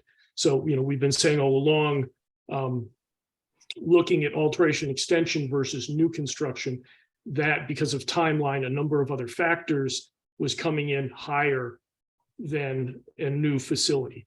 And that delta, through this exercise, if we follow Rusty's thought, which I think was a good one, to do an apples to apples comparison, that delta increased slightly. And I will say the schedules that we've looked at, just talking about schedules, we did anticipate in an alteration extension, if the committee goes back and reviews the schedules, an early site package that would commence immediately upon funding approval. That would be to start facilitating some of the site work to allow construction to begin and work around the existing facility. Now, that does come with a little bit of inherent risk, because you'd only be bidding out a site package early. There just isn't enough time to complete a full design and have it ready, bid, and under construction by the summer of '24. So you would bid out an early site implementation package and then build out the remainder of the building. However, if the bids didn't come in favorable, you've already signed contracts and started site work, you've started your way down a path. So it's a little bit of a risk and reward, which again, we can talk about further with the committee if that is the option that's selected. But we did evaluate and look at that as far as an alteration extension project and how that would be implemented early on. As Rusty mentioned, it makes a lot of sense to try and capture that first summer to do that early implementing to allow the renovations to commence. Yeah, regarding the schedule, I was more curious if any of his design concepts added like a year to the project or 2 years or took off a year. So that's kind of where I was going. But I just have one more question. And this is regarding the SHPO and the historic preservation from the state. Do you anticipate that SHPO would prevent any of the proposed demolitions in your concepts? I would say no. I think that SHPO will be most concerned about the 1922 building, not the later additions. Okay, And in great. fact, in the National Register nomination for the district, the 1922 building is cited specifically. The additions are not. Great, thank you. I did have another question about the parking, which I think Brianna touched on. So you weren't the only one thinking about that parking lot, Brianna. But I think I'm okay with that one. I just had two, I guess, now that we've had the opportunity to look at the concepts that the architect has presented to us tonight, it seems to me that it would be warranted to get perhaps an updated cost estimate from Colliers, especially with the extensive site work that's being proposed or that's being shown in their plans with the retaining walls. I'm not sure that we had that in our original budget for Hall, but I think it'd be worth having Colliers take a look at that and make an adjustment, as well as any educational spec square foot increases. I think it would be appropriate to update that. And then part two of that is also just taking a look at that phasing, the construction phasing, to actually see if any of the concept plans did save us any time or extended that time. So I think that would be something that we could follow up with Colliers on. But again, thank you to the architecture team for putting this all together. I think you guys did a great job with a very challenging and time frame right around the holidays was not easy. So thank you. Actually, I didn't introduce Ryan, who was online here too. His team worked on the site plans to Cynthia. I was calling him on Saturdays and Sundays, and they were responding. So, I just want to recognize Ryan. Did I miss anything that I should, from a site perspective, that you want to bring up? No, I think you covered most of it. I mean, we'll be glad to give Colliers the grading exercise so they can get the retaining wall heights and things that you guys have been asking questions about. The only other thing I think, Rusty, is that the septic on the existing site will need to be relocated with this design, well, either design aspect. So we do have it kind of outlined with the current student enroll or projected student enrollment that you guys had in the ed spec. So Thank you, Ryan. And from Collier's standpoint, yeah, we'll certainly accept any additional information. Although, again, because these are just early concepts, we are not doing detailed takeoffs really, because there aren't drawings that have been developed to that level. But certainly looking at, if you can just get me what you feel is the height of those retaining walls and length, I can just do a very quick square footage analysis to capture those costs. But again, we're not doing any detailed costing exercises because the drawings are not at that level of development. Pete, did you have another question? I did. Good. What I wanted to ask was really addressing Scott's comment about the delta between the two potential projects. And I'm wondering if Ken could give us some input here, as I'm thinking about the renovation project and the fact that we're repurposing some areas. And there's historic preservation associated with 1922. And one of the challenges this committee has faced is by going from 2 existing schools to 1, that we're going over in our space requirement based on the ed specs we've received in both projects. We're finding that it's more challenging than we initially realized to go from 2 buildings to 1. What's intriguing to me is that in the renovation project, you're saying we could have additional space, but of course, that's got a cost. And what I'm wondering is, because we're repurposing areas, because there could be historic preservation involved, that formula that the state uses, the OCGR or whatever that acronym is there any flexibility there when you go over, if you're doing a renovation that includes repurposing and historic preservation? And will we get relief? Because right now, either project throws us over what the state allows us for reimbursement for the enrollment that we have. Yeah, Peter, the way the numbers have been calculated, the state does give you credit for any portion of a building that is older than 1950. So the numbers, and I can show it a little bit later down the agenda. I think it's an agenda item, and Phil had asked me to demonstrate it. It is quite complex, but the state does give you some relief, additional relief on building area constructed prior to 1950. And that has been taken into account in the calculations and the projections of costs to the district as well as state reimbursement. Does that answer your question, Peter? Not entirely, but I'll leave it there for now. Okay, all right. Anybody else on the committee with questions? I'll just conclude my comments by, oh, sorry. And What am I missing? Oh, I'm sorry. Go ahead, Ann. Okay, I want to echo what everybody said about how you did a wonderful job placing all of that puzzle together.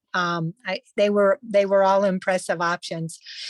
My question is, when you look at the band room and the chorus room, I noticed they were all on different levels from the auditorium or the stage, and I just wondered, it's just a thought. I don't really need a response, but just a thought that it might be good to put those closer together for performances. Right, that is something that we should look at and define that option. You know, part of it is working in a very limited time frame. Yes, of course. The Yep. more complex options with the renovation options. Mhm. So a lot of time on those, but ideally you want to have your band and music room as support spaces, you know, for your auditorium. And that's, you know, we've designed a lot of performing arts spaces, and that would be a standard approach. So that is something that we should look at even in this design. One other thought, putting the gyms near the fields. I mean, this is probably all things we may want to consider for our final plans, but it seems like for days that gym is outside, maybe if it's possible to place the gym, you know, near the fields where they could be used as part of the physical education program. Then I also wondered if the door did go outside from the gym, so that In the new scheme, the gym is towards the fields. Mhm. And typically, you would have access from the gym to the field. You'd also have access from the locker rooms to the fields. So those are all things that you would consider in the design of, you know, in your final design for the new building. On the existing buildings, it is what you get, you know, almost, because your program, you know, you have to prioritize your program and say what's more important, and then if you're able to achieve that, that's great.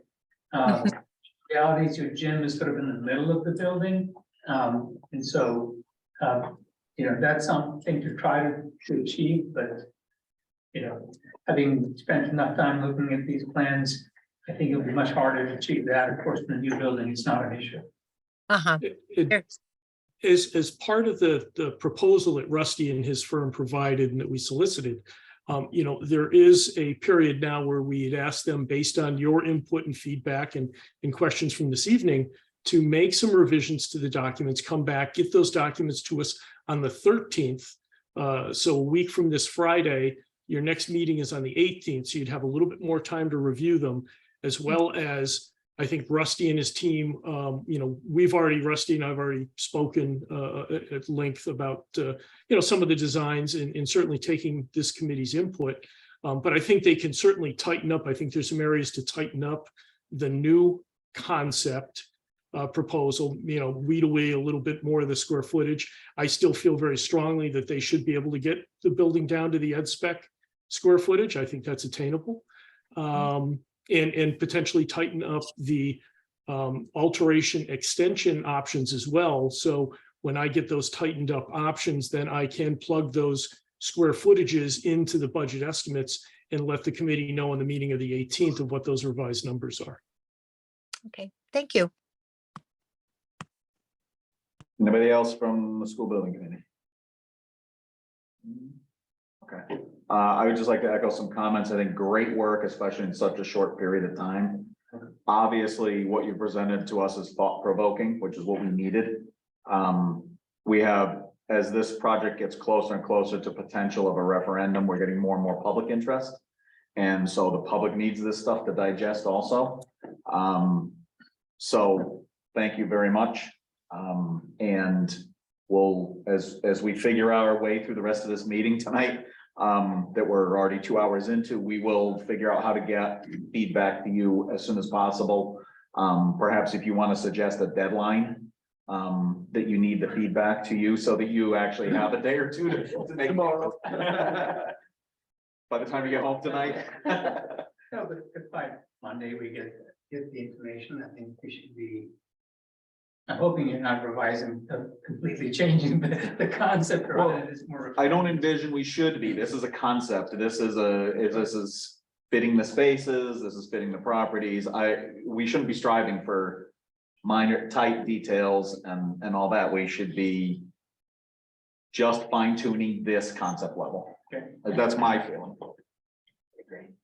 A final question, if I may. I don't know if this is ridiculous to say or not, but it would be helpful for the public to see what these buildings, whether the new one or the renovated one, might look like. That's not in their contract. We can't do that. It's not in their contract. No. That would be a whole bunch of extra work for them to do elevations that we would have to pay for. And time. Even a rendering. That will be. Well, again, the difficulty here is, in what we've seen in the past with all the other communities we work with, is if you present an image at referendum, then people believe that's the building that they're getting. And when the referendum passes, you're going to be selecting an architect. It may be Rusty's group, it may not, to design your building. And most likely, again, these are concepts that they put together over a Christmas holiday. And you know, I can say, and I think Rusty can say, that I don't think he's ever designed a project at concept level that didn't change quite a bit to the final design. So I don't think that would be a good use of the town's money, because I know that the project will change. But again, I think this has been a very helpful exercise to hopefully give this committee and the public an understanding that, yes, you have two options.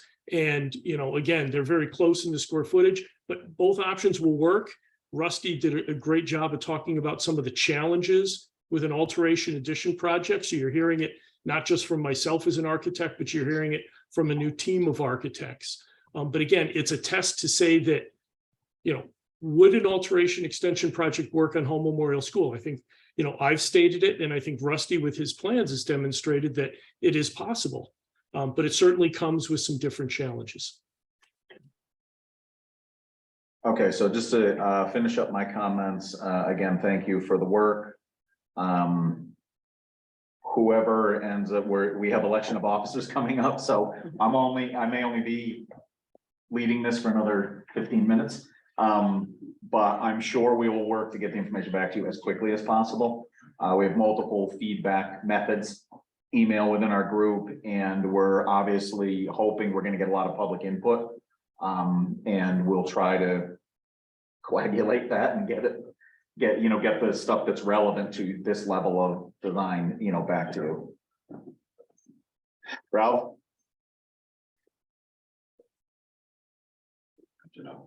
Sorry, I didn't unmute right away. I'm sorry. I want to thank QA&M for a phenomenal job presenting some concepts for Hall that I hadn't even thought of, which is very, very helpful, because the mix of multiple concepts can sometimes produce a far better project than just one look at it alone. And I think they've done a phenomenal job. The other thing I would ask the chair to consider is rearranging the agenda. We have 40 some odd people who have sat in on this. If the public would like to at least express some thoughts at this point, maybe it might be wise to allow them to do that. Not that we're going to have an exchange. I'm not suggesting that at all, but just to get general feedback from the public while everything is still fresh with them. Okay. Do you want a motion? Listen, I think it's important that the committee hears feedback from them. I don't know that it's part of the presentation that's necessary. Understood. That's my feeling about it. I think it's important to hear from them, but I think we have a time for that and where it fits into our work. I agree. Ralph, anything else on that? No. Okay. What are the committee's thoughts about moving present to speak to right now? And we'll just have to do a short present to speak so that people can bring up comments. That way they'll be recorded.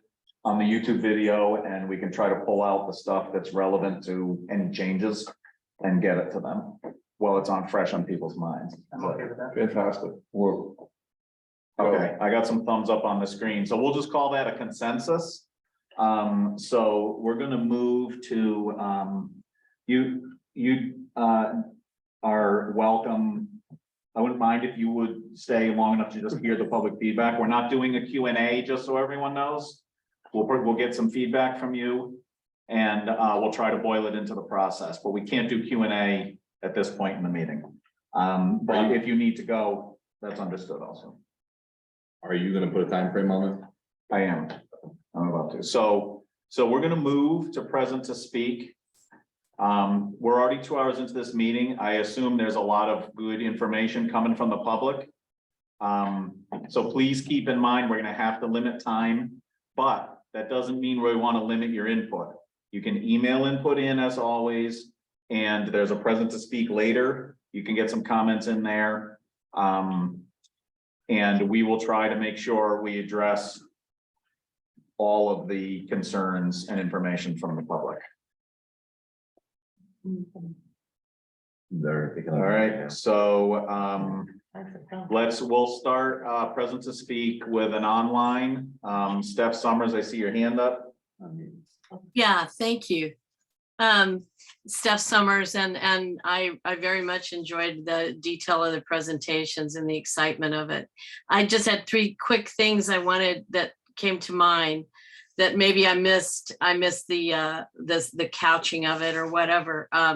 One is how the front entrance works in the hall renovation and addition, because I was just kind of curious how that will be used for, given security concerns and everything else, that the main entrances would be in the back with this concept. And so, like, does the 7th and 8th have access to that front entrance in the morning, that kind of thing? One is my second question is, I just missed it, but do the arms of the 3 arms of the new build allow external light in virtually all the classroom and creative spaces? I just, that's what I'm assuming, but it wasn't fully clear to me. And if so, I think that was really one of the more brilliant things about it. And the last one is the auditorium on the hall. I guess that is that 1A. I'm trying to remember the numbers.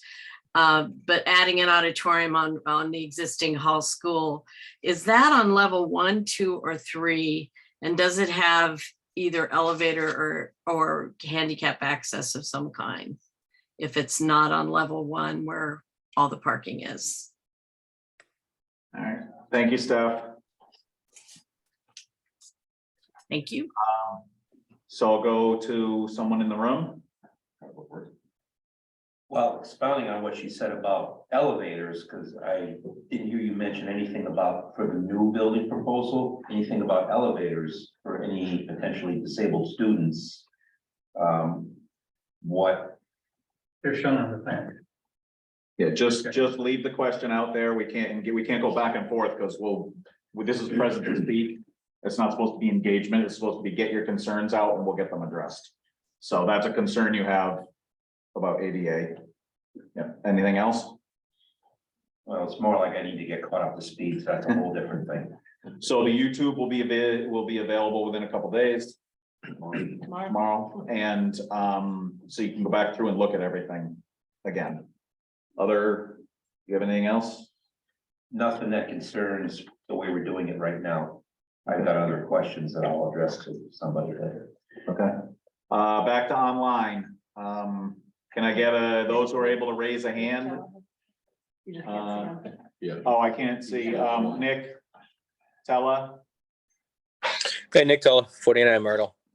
First concern is seeing the new school presentation, seeing that you're mixing 5th graders with 8th graders. I was talking to some parents that have kids in hall, and I guess there's a big bullying problem going on that can't be controlled, and there's potential drug problems going on in that school. And I have concern, and that's coming from parents in there. So So I have concern that you're mixing fifth graders with these eighth graders. So that's my first thing. And then I know you can't answer the question right now, but it sounds like the committee may be skirting around trying to use this school as a shelter without classifying it as a shelter.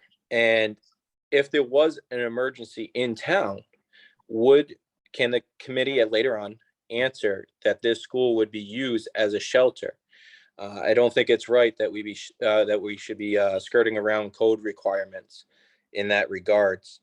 You know, we're hearing reimbursement problems, being over square footage, and now we're hearing that what we had thought about at whatever the number was, potentially 2,800 square feet over, is going to be a problem. Tallinn built their school, and they had many issues, and the taxpayers ended up paying more money than what was proposed to them. So, you know, I'm a firm believer that we need to upgrade the schools and stay away from doing this Reno or new project. That's all I have for now. Thanks. Oh, I'm sorry. One more. Kenton, if I'm pronouncing it properly, I apologize if not. He had mentioned something about a grant, 200,000 or 25% of cost for historical buildings. Could that 25% reimbursement go towards doing upgrades to Hall School? That's it. Thanks. Thank you, Nick. No other hands up? What's that? There are no other hands up. Okay, back to the room. All right, I got some. What is your name, sir? Where do you live? David Kavanek, 22 Willington Hill Road, been in town for over 60 years. How's that, Michael? I believe I know you. All right, I got a couple concerns.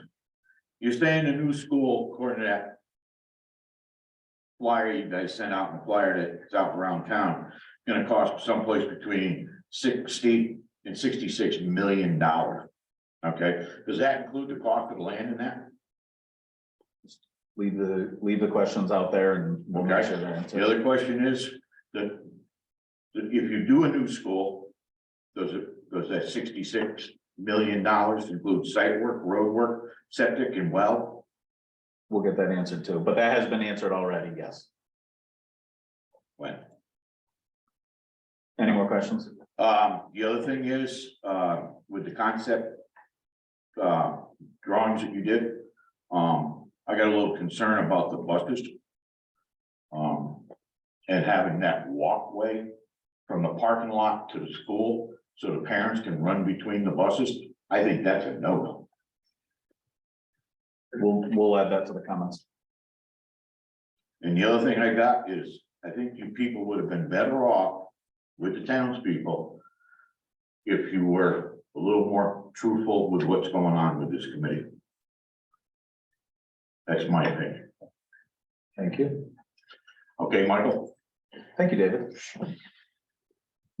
Okay, back online. Is there anybody else who can raise their hand? Go ahead and raise it. And if we have no more hands raised, then if you don't have the ability to raise your hand, you could unmute, call out your name.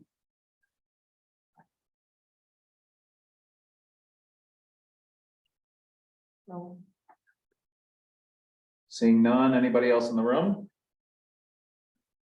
Okay. Last call for present to speak this round. Again, I would encourage people to email the SBC email and get information in, feedback, so that we can make sure we get anything relevant into this process. Or on other topics as well. What if people don't have access to a computer or email? Can call, where's the They can call the town hall, they can call the superintendent's office, superintendent's office or the main number for the town hall? they can send us a letter, Or do it in person? of course. Absolutely. The doors are open. Okay, Our doors are open. I think this concludes present to speak. So I can, yep, okay, let's move on to election of officers. As everybody knows, yes, thank you. Thank you very much. And thank the rest of your team. As everyone knows, Catherine resigned her position as chair and fortunately has stayed along with us as a member of the committee, which is great for us. And so at this point, we need some direction from the committee on a new chair and or how we're going to chair the committee. So I don't know, maybe some discussion on that topic. Does anyone have a particular way they'd like to see it go? Just get a chair elected and get moving? Yes. I saw Pete's hand up. Sorry, Pete. I was gonna suggest that perhaps members of the committee who would like to be chair share that interest so that we know who our potential victims are. That's an excellent way to put it. Is that what I was, a victim? How did it feel? Catherine, you were a trooper. Hey. Um, Just passing the baton. I welcome anyone in the committee to do it. It's definitely a great experience, so. All right, so are there board members who would like to express interest? Ralph Tulis, you have your hand up? I do. I would, based on my experience with town affairs, my tenure on planning and zoning, dealing with a few testy public hearings as chairperson, I'd certainly welcome the opportunity to chair this committee. I have a wealth of construction experience. I think that would be very applicable to either new or existing. I've had experience in both endeavors, and I have the time to devote to meetings and conversations and discussions outside of committee meetings. So it wouldn't be an extreme burden for me to do that. And I'm fortunate to have a good internet connection so that I can, sorry, Catherine, I wasn't really picking on you, but I can taken. I have two monitors to work with, so it's really not that difficult if I'm chairing a meeting from home. And as far as the overall structure, I think that having a chair and a vice chair and a secretary, and I can see one person on the screen who would be very good at secretary. Yes, Brianna, I'm looking at you. She takes copious notes, and I think that's a good thing. And ensuring that agendas and meetings are out in a timely fashion and address things that keep things on the agenda that need to be kept on the agenda. And, you know, just keeping us in line as far as some of the notes and paperwork associated with our work. So I would throw my hat in the ring if the committee will have me. And if you have any questions for me, by all means, fire them away. Other interested members of the committee? I don't see anyone else jumping. I guess I'd like to put my name in the hat. I think. Yeah. I think this is Anne, are you trying to say something? Yes, I was going to ask you, Mike, if you would be interested. Oh, continue your speech. I think Ralph is an excellent choice also. I think the person who does this has to want the committee to do good work and has to want the committee to engage the public as much as possible. I think any decision, any recommendation we make goes to the public, any decision the public makes has potentially, as we're seeing this Hall Memorial School, up to 100-year or more effect on our community. So I think we need to be, as we have been so far, I think we need to be serious about what we're doing. And I think we need to redouble our efforts to communicate with the public and get input and address everything we can. And I feel maybe because my father was on the school building committee that bricked up the windows, which I also want to unbrick, and I was upset when they bricked up those windows because I was in that school at the time.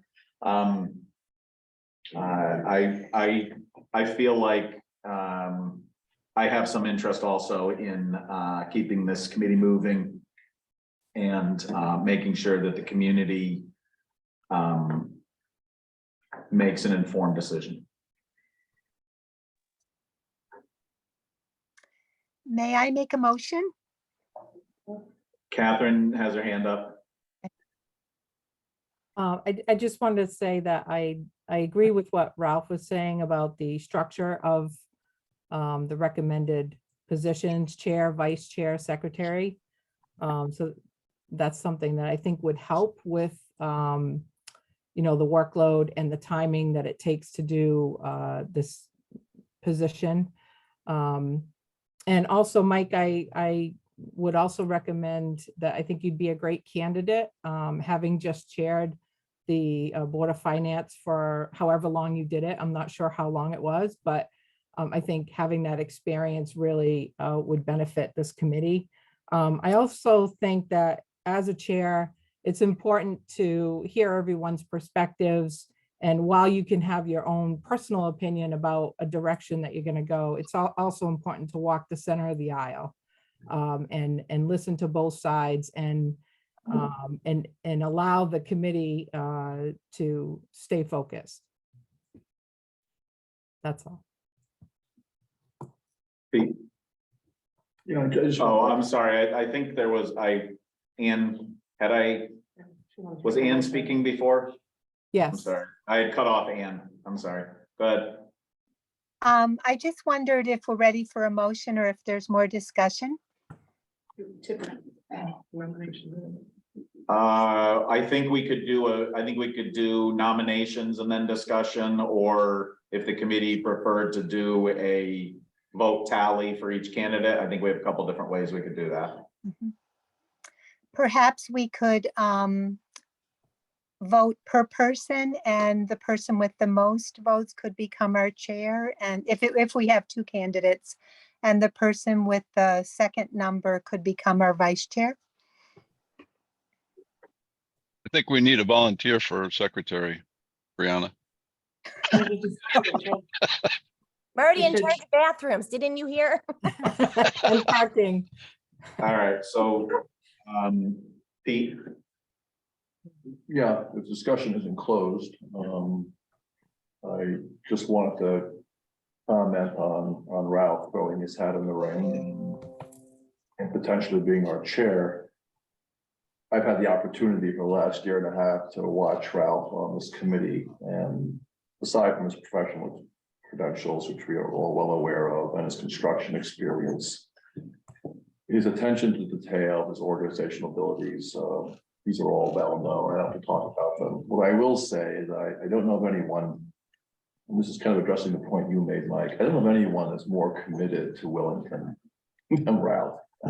Ralph is a person, his family, they're part of Willington. And for that reason, I think he'd be a more than dedicated chair that would do many of the things Catherine expressed and you expressed, Mike. And I hope that he could become our chair. Thank you. Thank you, Peter. Any more guidance on how we should proceed? I think Ann had it right, Mike. Whoever gets the most votes wins or loses, depending on your perspective of being chair. Well, we have two positions. We have one. We're talking about, I think you should do one at a time. Yeah, let's address chair. We did this a few years ago on Board of Finance, and I don't remember how we settled it. Do a roll call, and for the two? Could do a roll call, and each person could just state the name of the person that they're supporting, that they're voting for, right? Yeah. So first you need a motion. Right? Do we? Okay, so can we get a nomination, make it a formal nominations? Is what I would suggest, and then they have something to vote for. At this point, they have nothing formally to vote for. All right, Catherine? I'd like to make a motion to have Mr. Mike McCoo be the next chairperson of the school building committee. Can we get a second on the nomination? friendly amend that to a nomination? Yeah, it's not a It's not a motion, motion. it's a nomination and there's no second needed. Oh, you don't need a second? I don't believe so. Even easier. Okay, thank you for the nomination, Catherine. Do we have other? Do you You accept the accept. I nomination? accept the There nomination. you go. I'll nominate Ralph Toulis for chair. Do you accept the nomination, Ralph? I do. Do we have any other nominations for chair? I see Chris smiling. Just having a lot of fun here. Just having a lot of fun. Get ready to shut off his screen. He's not there. It's like Ja- picking a basketball team or your teammates as a captain, right? Okay, so. Just be careful. Just be careful when you miss a meeting because you can be appointed to things. Hmm. All right, do we have any more nominations? We need a Seeing- nomination for secretary. We're doing one job at a time. Okay, very good. We go through the list. So we'll close nominations, seeing as there are no more. And Erica, would you do a roll call vote, please? Brianna, Is an abstention possible? Of course. well, of course, but Come back to me at the end. How about that? Justin, Ralph, Catherine, Mike, Peter, Ralph. Chris, Mike, I'm going through my list. Gary's not here. Anne, Mike, Brianna, I still want to stick with abstain if it's possible technically. These Ralph? technicals are Good, thanks. Ralph, I'm gonna abstain because I'm a candidate. Mike,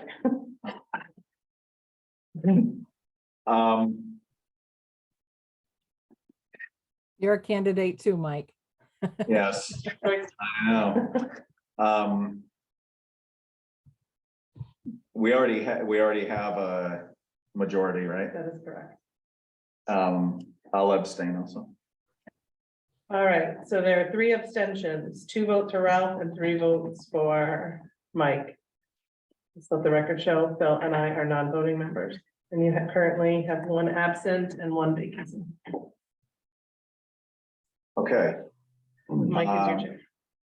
thank you for the support. Ralph, thank you for the challenge of abstaining. That was well played. And so does is the The nomination. committee amenable to vice chair? Can I make a motion that we move on? It's 8:51 and the vice chair and the secretary over the next month is not gonna make a difference. You suggesting we move it to the next meeting? No, I disagree. Let's solve it tonight. Okay. That's Catherine? your feeling. I was just gonna say, as the new chair, Mike, do you feel like the vice chair and secretary positions are necessary at this time? That was my only question, is that. I think at a minimum, the vice chair is valuable because if one person is out, you have a direct next person to pass it on to.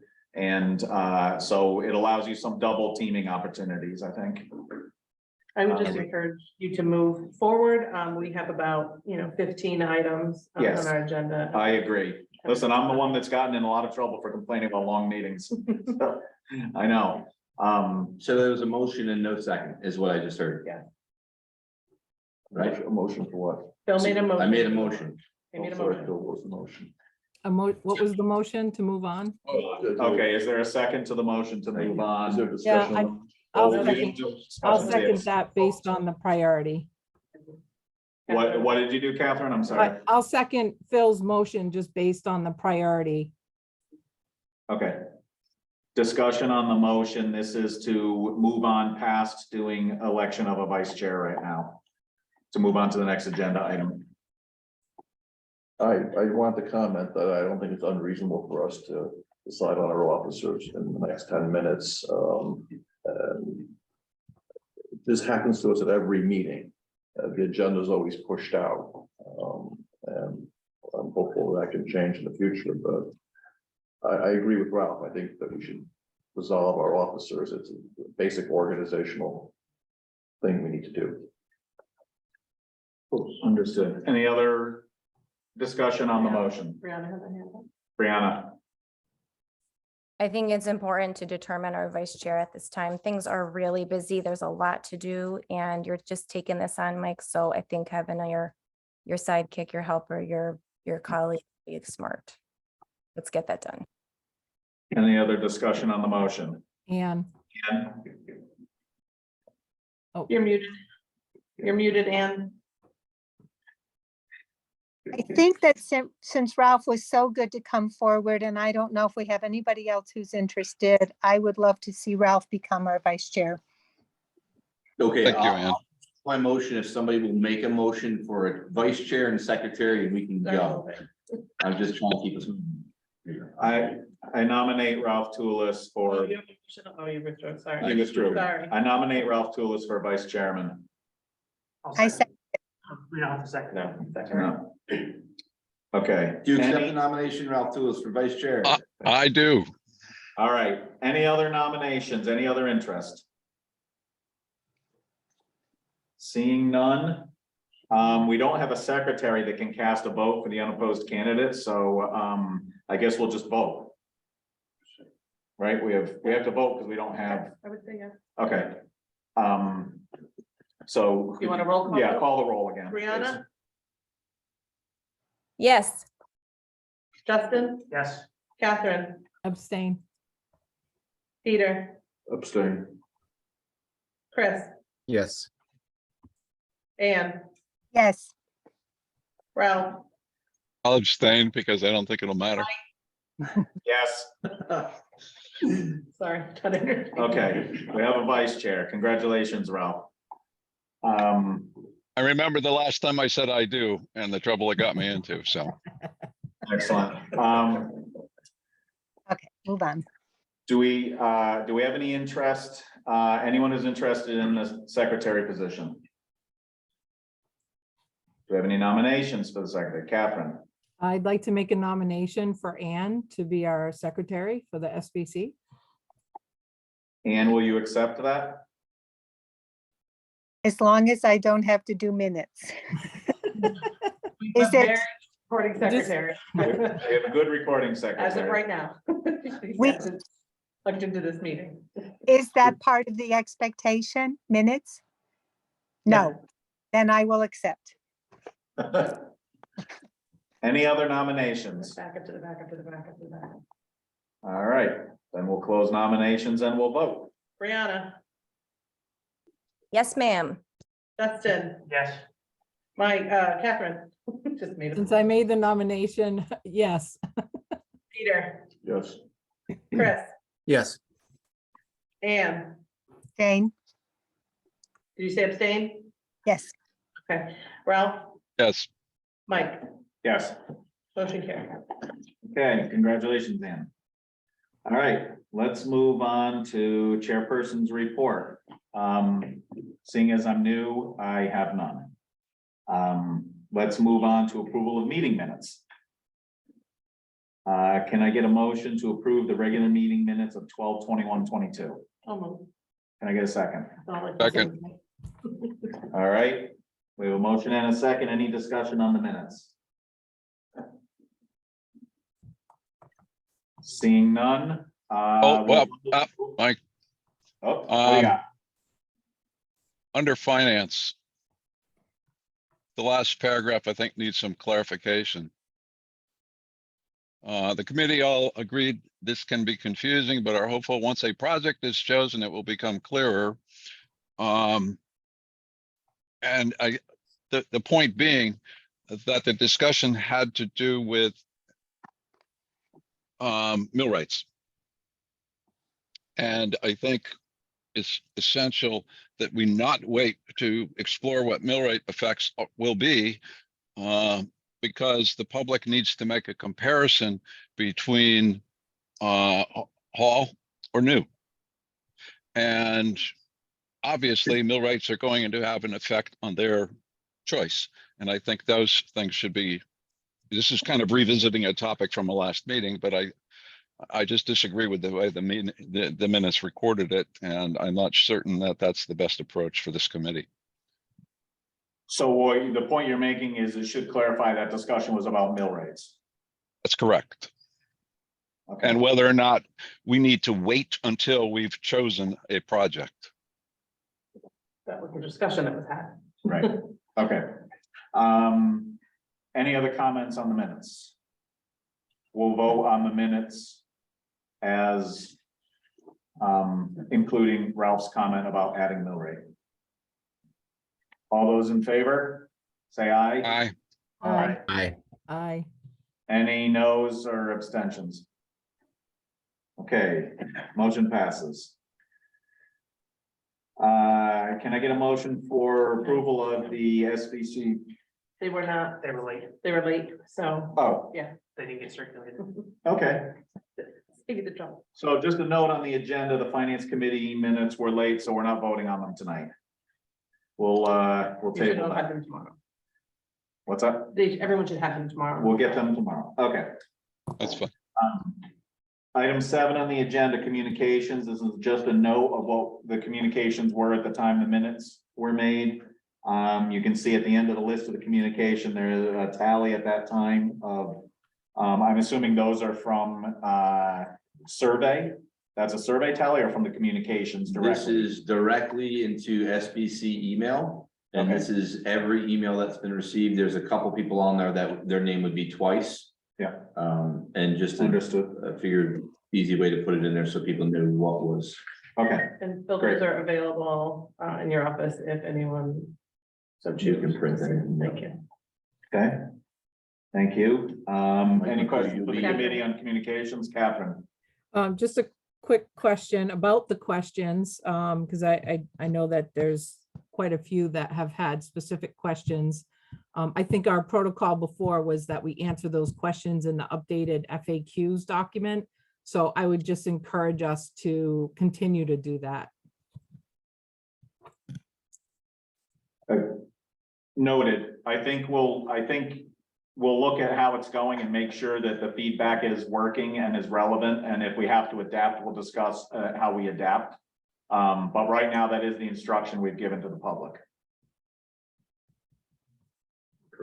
Well, it would be nice to know what they had to say, Mike, particularly with general feedback. If they have questions, that's great. What are those questions? Are they going to be edited before they go into the FAQs, or are we going to see them raw? Okay, so we'll look into this more. How do we get the feedback to the whole committee? I thought it's all going into like a folder. All the communication we get from the public on the surveys and stuff. Not the survey. Yeah, well, all right, so let's, I'll talk with Phil offline, clarify what we're doing, get some information out to the committee so we can make sure if we need to make a change, we'll make a change. Okay, very good. What's you look like that doesn't work for you, or doesn't make sense for you. Like, we got all these communications, if we were to read them, how would we do that? So that's what I said, I'll talk with who, we'll figure out a way. They're not here, so we can't read them right now. This is the first time we've had this many also. Right. No, this is from the beginning. Oh, okay. So Catherine has responded to a lot of these and then I responded to a bunch of them. And we responded exactly as stated. We followed our communications plan and it basically said, thank you, unless it was like, I say yes or no? Right. The response was, see the FAQ when it's updated, your question will be in there. Exactly. Yeah, but Justin makes a good point. Sorry, that this is quite a few that we've gotten recently. So in the past, to Peter's point, we haven't had this many. This is all, this is from day one of having an SBC email, because there's been questions about what's come in. I Right. put every single name in there, and from until about 1 o'clock today, that's every name that we've gotten for an email. The only two I didn't put in were from someone that was trying to solicit business. Yeah. Had nothing to do with SBCA. It's not relevant, yeah. You didn't care. And most of those communications have come in the last probably 3 months. Because Or less, but community yeah, activities, yeah, because I was looking back a couple months ago in the minutes, we had 2 emails.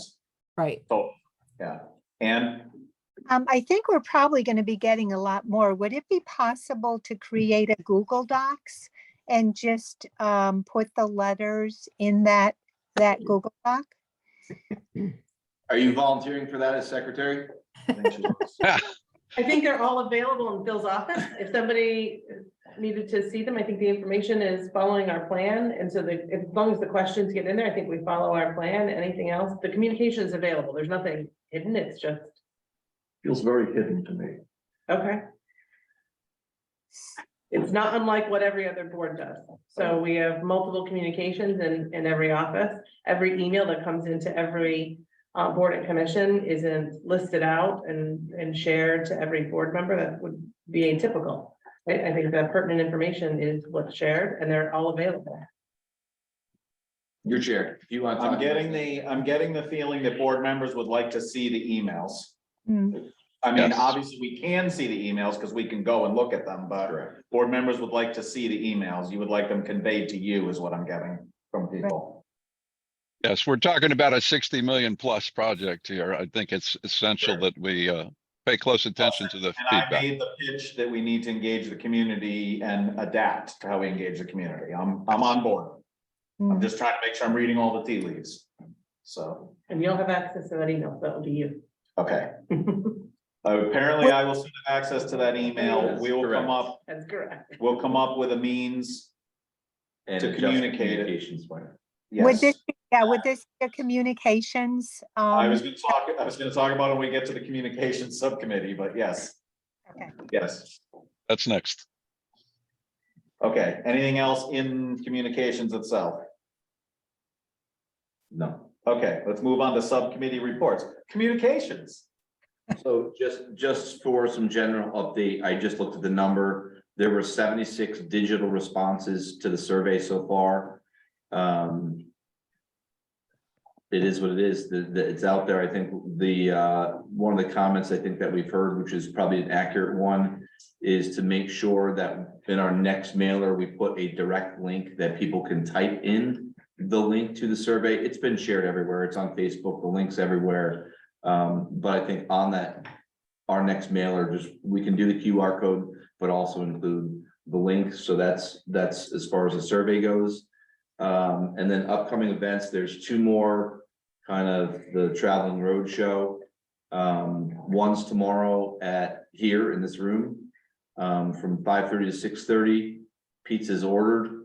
There's one on January 11th at Center School. There's daycare during at that one. I sent you a flyer to put on the town website today. Yeah. That's on our Out of the Facebook board. page already.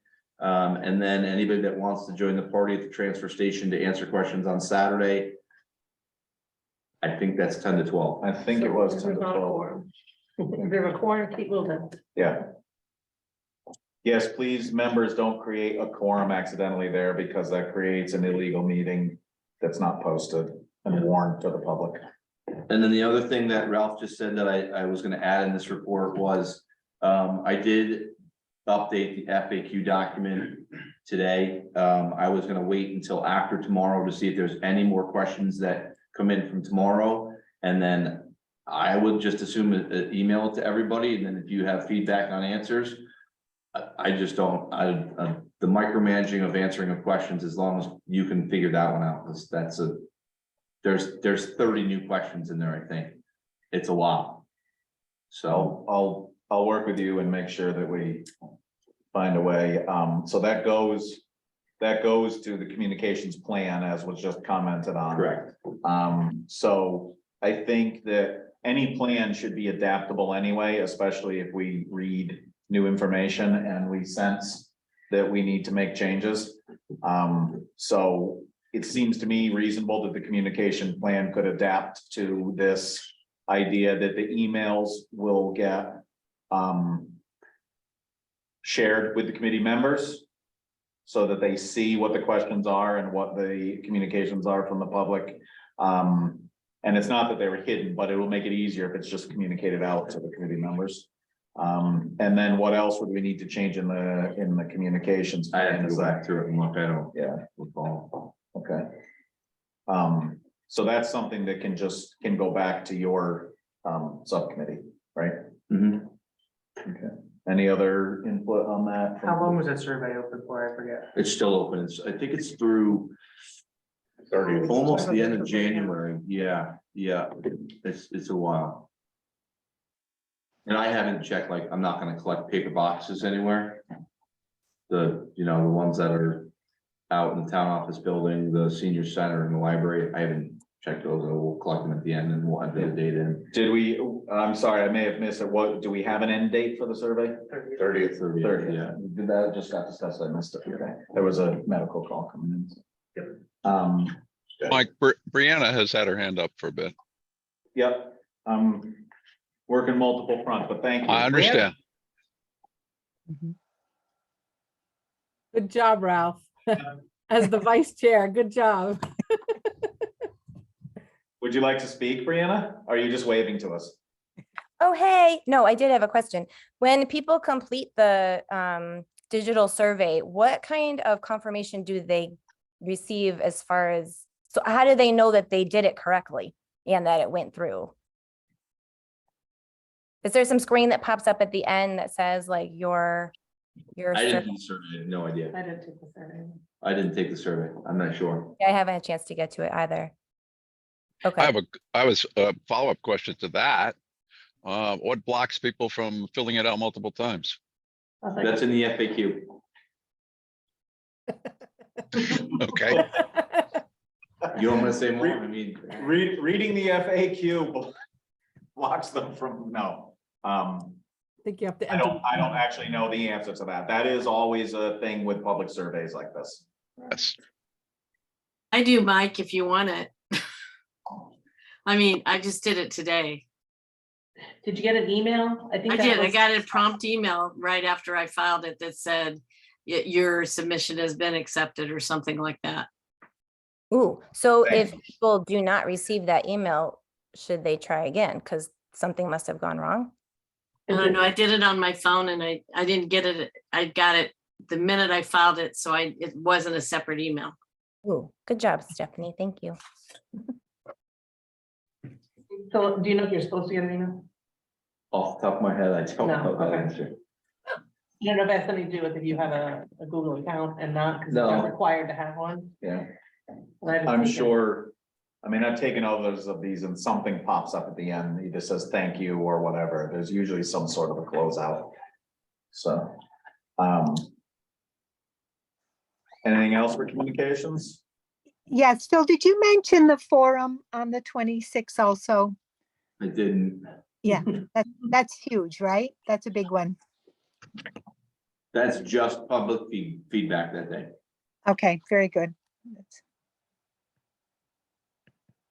Okay. Land assessment. I don't have anything new. Do we have has any new information come in, that we need to address for land assessment? Scott got an email today that just came in, about the private land. It's the committee, the group's gonna have to review it. I don't think he's even had time to look at it, so I don't know, Scott, if you. Yeah, it's Right. it's an update. I did forward it to the committee earlier today. They've been out there and started the further development of a phase 2, part 2 evaluation, which included some excavation work, installing a monitoring well. All that's contained within the email that was forwarded in attachments. There are, they've got some additional samples out for testing, and they're waiting for those responses. But, I could say that, if you read it, I don't think they found anything unexpected within their review. But the committee should have received that later this afternoon. We received it earlier today. Report. I think I saw his email. Might have already been here in another meeting. Yes. It came late. Thank you. Ralph? Yes, Scott, I got that email. All I got was a map. That was it, and a picture attached to the email. Right, you have to read down, when I say read below, that the text of the email was forwarded. So if you read the report from Lynn. Okay, from I'm sorry. Eagle Environmental, all of his description and narrative is below my introductory email. Okay, I'm sorry. I will scroll down farther. Okay, anything else from the committee members for land assessment? Seeing none, finance. We have not met recently, however, Phil, I did respond to you. Yep. On the bonding schedule that, when we met last time, you want to get a full 20-year accounting of that. I know you just got the information, but can we get that? So You already had it. already have it? Oh, awesome, thank you. Yeah. We'll be looking at that. Justin and I will be looking at that shortly. I think Great. it came out earlier today. Did it? Yesterday. Today. Okay. I saw the email, but. I Thank didn't you, go Phil. through it. And, Can I comment to that? Since I'm no longer a regular member, I believe we should have a new member sit on finance committee. Okay, anybody from the committee interested in taking Erica's seat on finance? Should we wait till next time until we get the two other members that are not here, and Sure. we have to have a new board of finance, right? me and Justin can manage till then. Okay, you guys buckle down and handle it for me. Sounds good. Okay, anything else for finance? We're good for now. Thank you. Thank you. All right, old business. Scott, this is your update. I would encourage you to take a look at the clock. I'm sure you want to go home also. Understood. I'll try and be brief. As we just noted, I did send an email off earlier today as far as the land evaluation. So that is ongoing. Phil and I did meet with Rusty Malik and his team in between the holidays, just to review his presentation again. I think the team did a real nice job coming up with some alternative options and concepts. Erica and I also met. We are still working with the town to develop a schedule for the referendum. I did also send out an email earlier today to the committee. I'll address it more very briefly under the referendum process and timeline.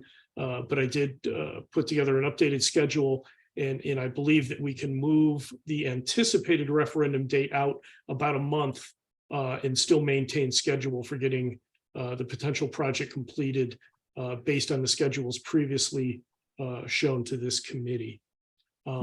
There was one, and Phil, I will defer if you'd like me to or not. There have been some questions and I guess confusion, and it is a fairly complex, but I think I can go through it briefly of just how the cost to the town and cost from the state is calculated. So I think I can get through it in a couple of minutes at the committee's discretion.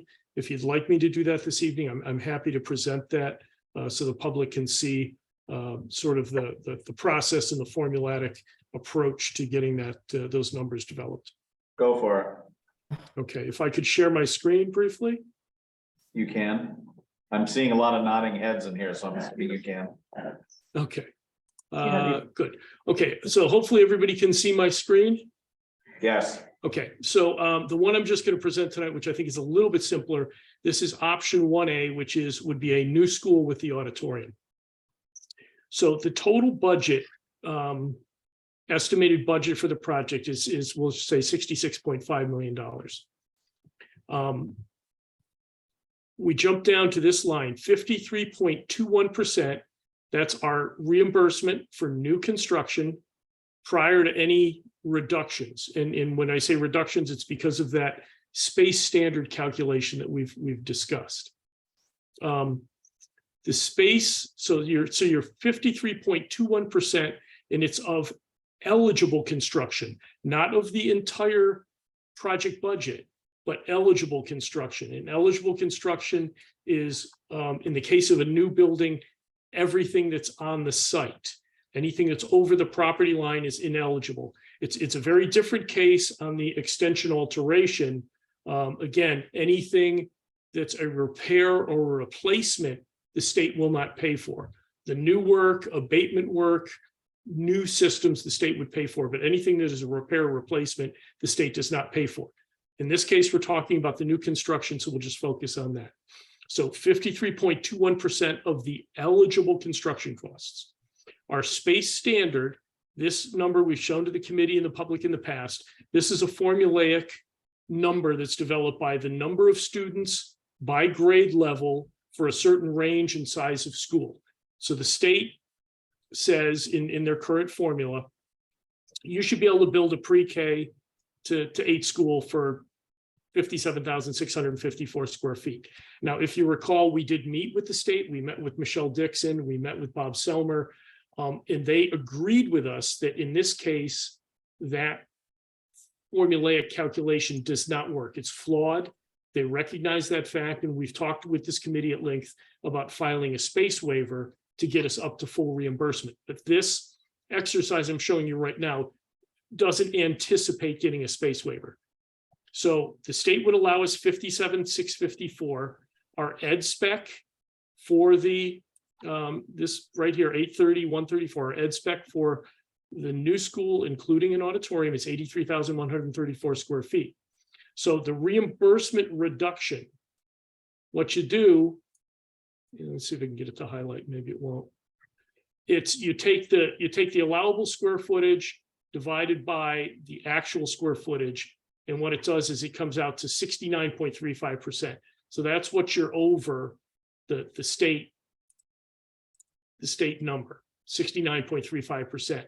What you do then is you multiply 69.35 times your 53.21%, because we're over. So the state's saying, we're not going to give you a full percent. You're over that 31% in their formula.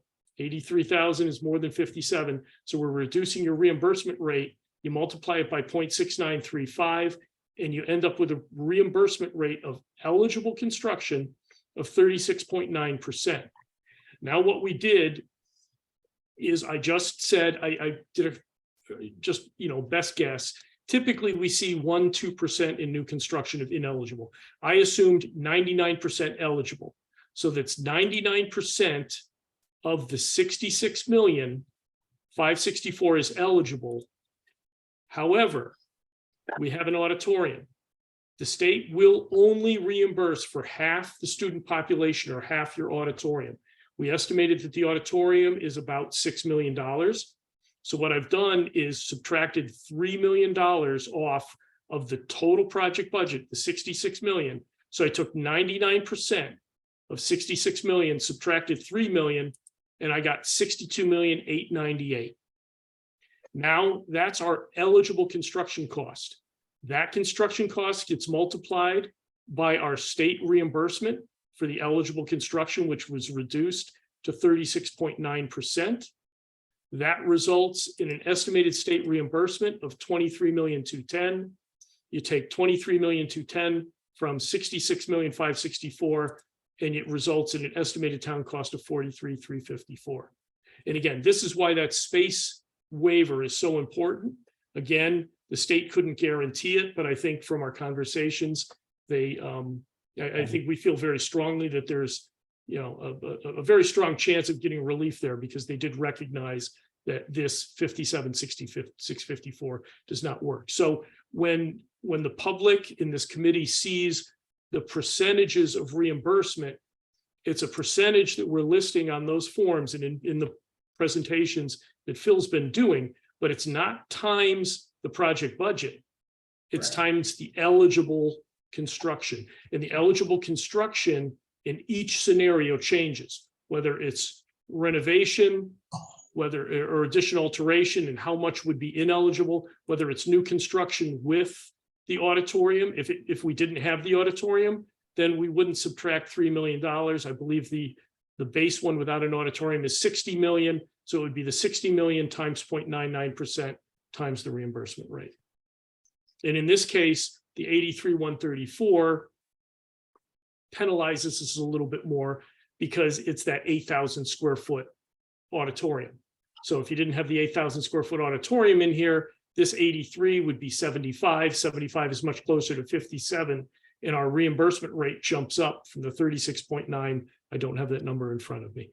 But again, it's a fairly complicated step-by-step. the parameters change in every single unique situation. So you can't just take the percentage and multiply it by the total project cost.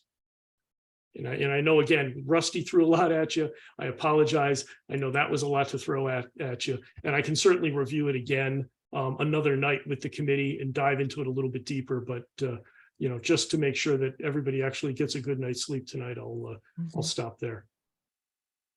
Scott, just one quick, it looks like, and I don't want you to do the numbers right now, but just quick eyeballing it, it almost looks like not including, if the townspeople wanted the auditorium, not including it all in the project, almost looks like it's cheaper for the whole project. And coming back and doing it after or another phase or whatever, because of the added penalty. Well, you have those numbers. You have the cost to the town with Right. the auditorium without, you have the cost to the town with a waiver and without. So all of that information is in the materials that have been presented to this committee and that Phil has in his presentations or have been in previous presentations. So that's a good point, Mike, and you can certainly take a look at that and look at that from that, and I'll look at that as well. That's a great point. Yeah, I just think that it might be a discussion point for taxpayers if people really want an auditorium, but the penalty for the square footage is going to hurt the reimbursement that much. Mm-hmm. It might actually turn out to be more financially beneficial for the public to hold off on the auditorium and build it as a separate project, so it's not included. Yeah, because of the and you could also break out the fee to do that design separately. So it would be very easy from an auditing standpoint from the state and have the architect design it. You could even bid it as an alternate and do it under a separate funding source. So there's ways that we could look at that and tailor the project to try and maximize your reimbursement and cost savings. Great point. Thank you. Peter? I just want to ask, this calculation we just walked through quickly, this is all where, if we want to look at each scenario, the way that Scott explained it. Well, I don't know if that exact updated number is in the That materials was we have. revised to me from previously, but I'm not sure. These numbers are all in there's a summary sheet that says what the reimbursement rate is, what the cost to the town is, what the cost to the state is for each one of our scenarios with either a waiver in place or no waiver. So you have option 1A, 2A, waiver, no waiver, cost to the town, cost to the district with the calculated reimbursement percentages. I don't think it's changed. Right. Okay, Yeah, right. I- I- It's just showing not it, sure. in Okay. between steps. Yeah, I mean, explaining it. yeah, this stemmed from me because there was a lot of conversation and comments and not understanding whether it was in person or social media about not understanding the math and the reimbursement rate, why you couldn't just multiply it times a number, and in comments that it was wrong. And it's just Scott's laughing because he knows what he just shared with us. We're looking at going, okay, Scott, we understand now, but I wanted to point back to a video to be able to say, go watch the January 4th meeting so you can understand at least one snapshot that it's not just as easy as multiplying the reimbursement percentage that's on your postcard times the cost. It doesn't work that way. Yeah, and I just brought the slide up that's been presented previously, and this is the scenario I just presented, and I just quickly checked it. 36.9%, 23,210 from the state, 43,354 to the town. Again, this is without the space waiver, but then you can see that with the space waiver, your reimbursement goes up to 50.565%. And again, the only reason it's reduced is the point Mike brought up that we can't get a waiver for that other half of the auditorium. Because if they did that, every single municipality in the state of Connecticut would do the same thing. And we've tried in the past. Every time it's been a no. I'm 100% confident that we've pushed it in this scenario as far as we can push it. Thank you, Scott. If I may, I think it's important to note that Scott has walked us through that, not looking at that specific detail, but multiple times. And when he presented those numbers to say to us, it is not a simple calculation. And so it's just a matter of us making sure we make that clear to the public, because it has been said to us. You see two numbers, but you can't do one simple calculation. There's a The formula is complicated. That is correct. Thank you. Thank you, Scott. Do you have anything else from your report? Your update? Thank you. Any other questions for Scott before we move on? I, Scott, quickie, if we do get the waiver would give us more eligible square footage. Instead of 57, we would get a closer number to the 83. Is that correct? Is that how that works? Correct. Okay. With the scenario without the auditorium in new construction, because I just know these numbers, we would go for the full 75,134. Okay. With the scenario for the new construction with the auditorium with a waiver, we would go for 80,134. We couldn't justify that last 3,000. That was the 3,000 square feet I subtracted out from the eligible construction cost. So Okay. we put a waiver forward for 80,134. Okay, thank you. Yep. Okay, financial impact bonding information. We touched on this a little bit already about the 20-year email earlier today, right? You want me to just share real fast what I shared with them? Yep.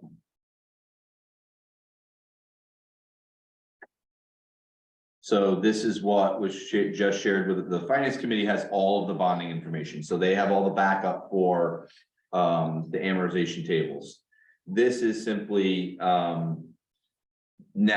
there's a 20-year bond instead of a 30-year bond. And so again, it matches a project, but we were trying to just space them out. So there's a 20-year bond for 28 million, a 20-year bond for 36 million, a 20-year bond for 43 million, a 20-year bond for 49 million. You can, in each one of these, it tells you the notes, and I think you can probably just share this with the full committee so they can review it too. And then basically what it does, I'll just do this one. Sorry, I have to move you guys because I can't see my screen. Basically what it does is it shows you the net to be raised, and again, there's an assumption of a 2.5% increase in the budget for the town.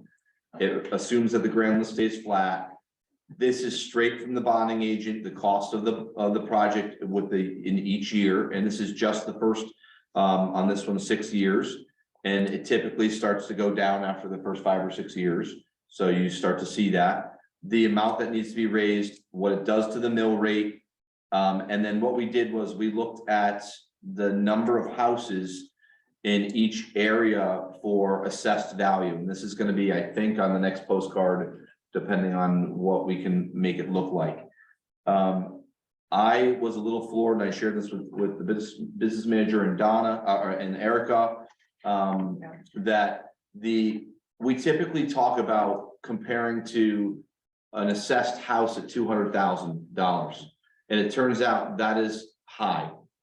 The majority of houses in this town are assessed at under $200,000. So the finance committee has that information now. Can you bring up that slide? Folks? Yeah. It's striking. This is so I work with the assessor, and basically, if your assessment value is 1 to 50,000, there are 457 households that matches. It would be 19%. If your assessment is 50,000 to 100,000, it matches 193. It's 8%.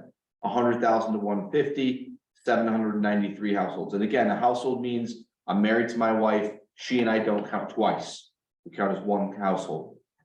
33%. So I just thought it was really important that we keep throwing out that $200,000 number as a number that here's how much your taxes are going to go up.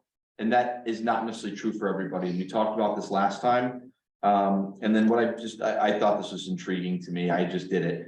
The median was 134,000, meaning the midpoint. The average was 156,000 off the 2,382 households.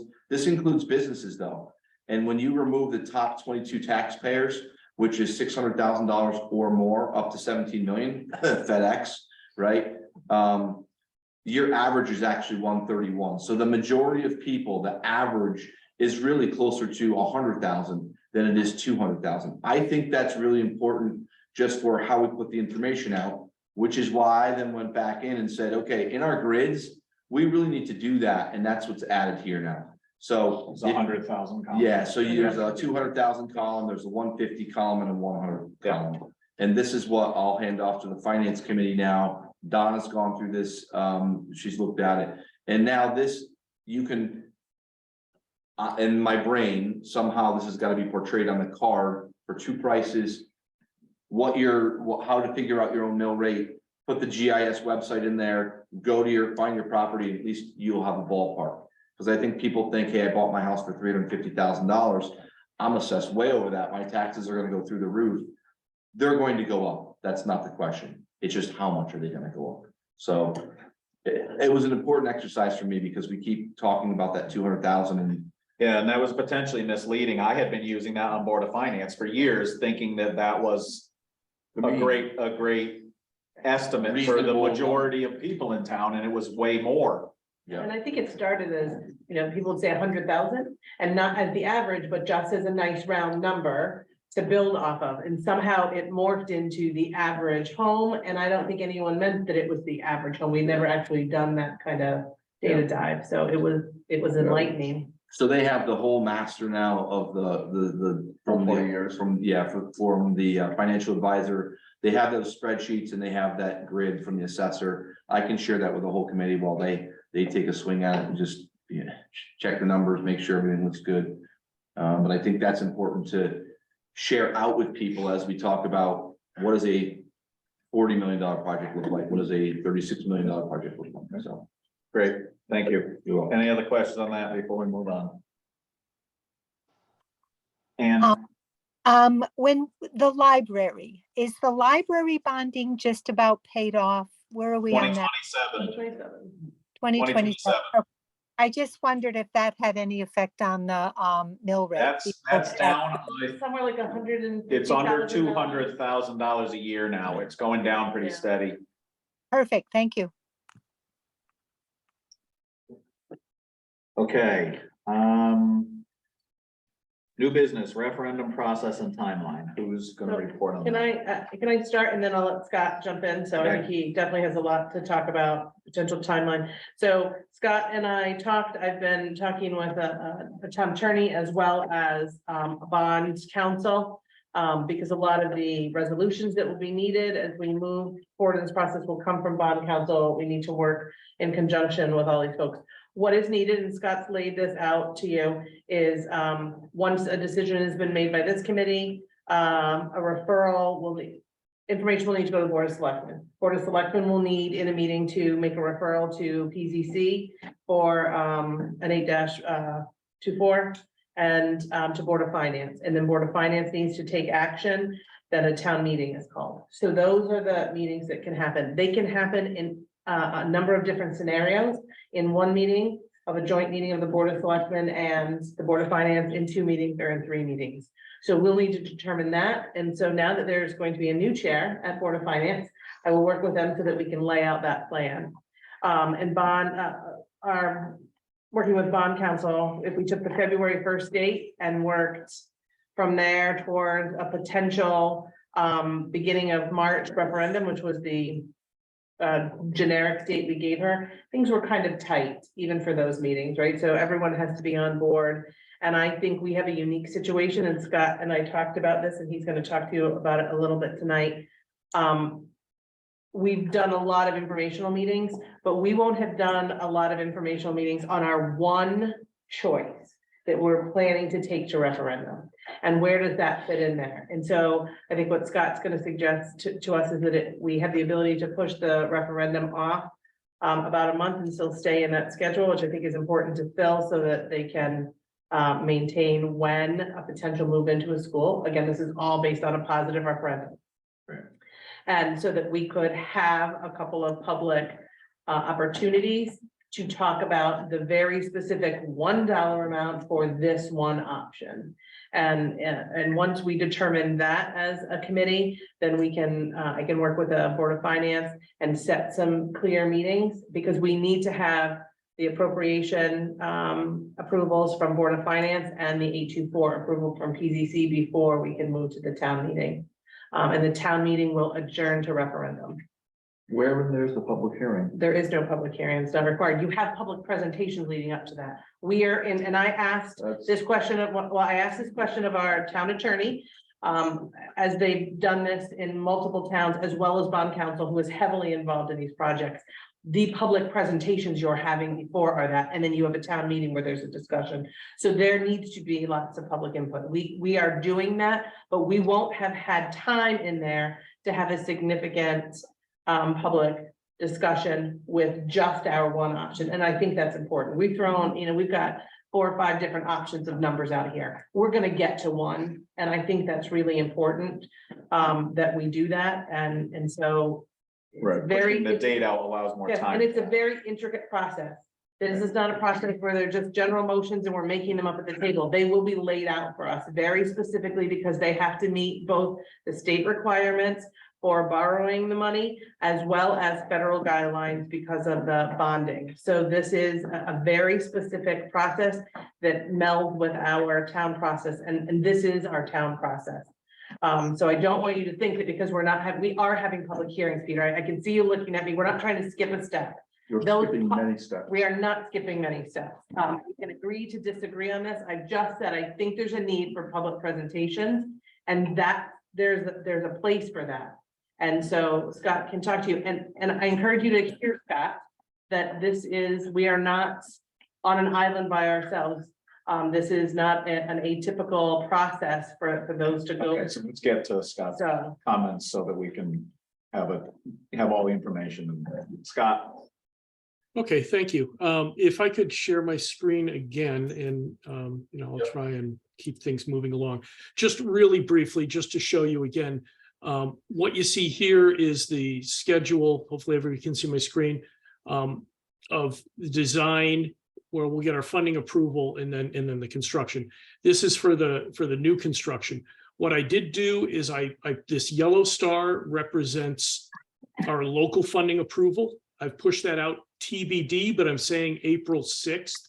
So I slid this yellow star over to the right a little further, put a little bit more time in here for public information and sessions, and then putting the grant application now into the beginning of May.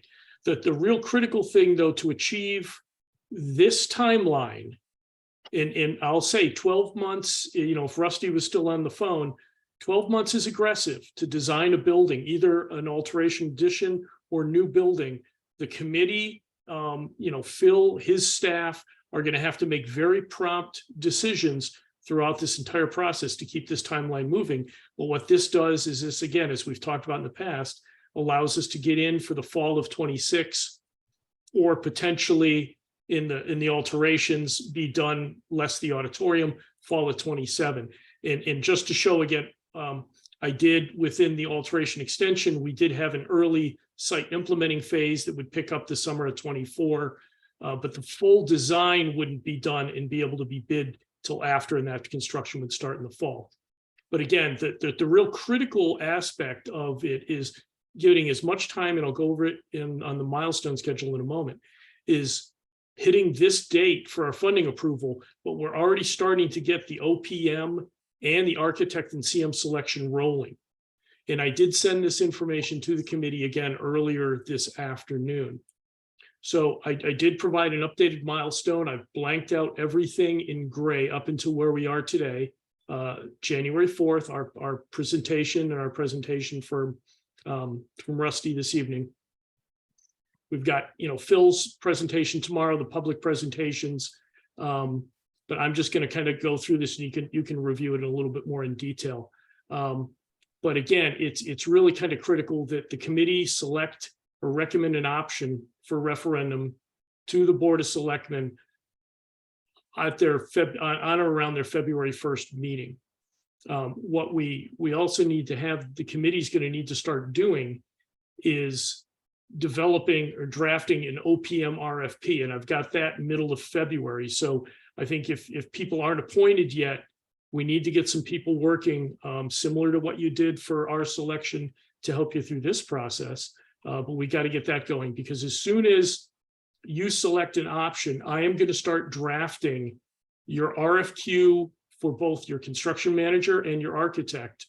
And I'm going to get that to you start drafting that, have that to you by your March 1st meeting or before, give you time to review it. So then we can get that issued.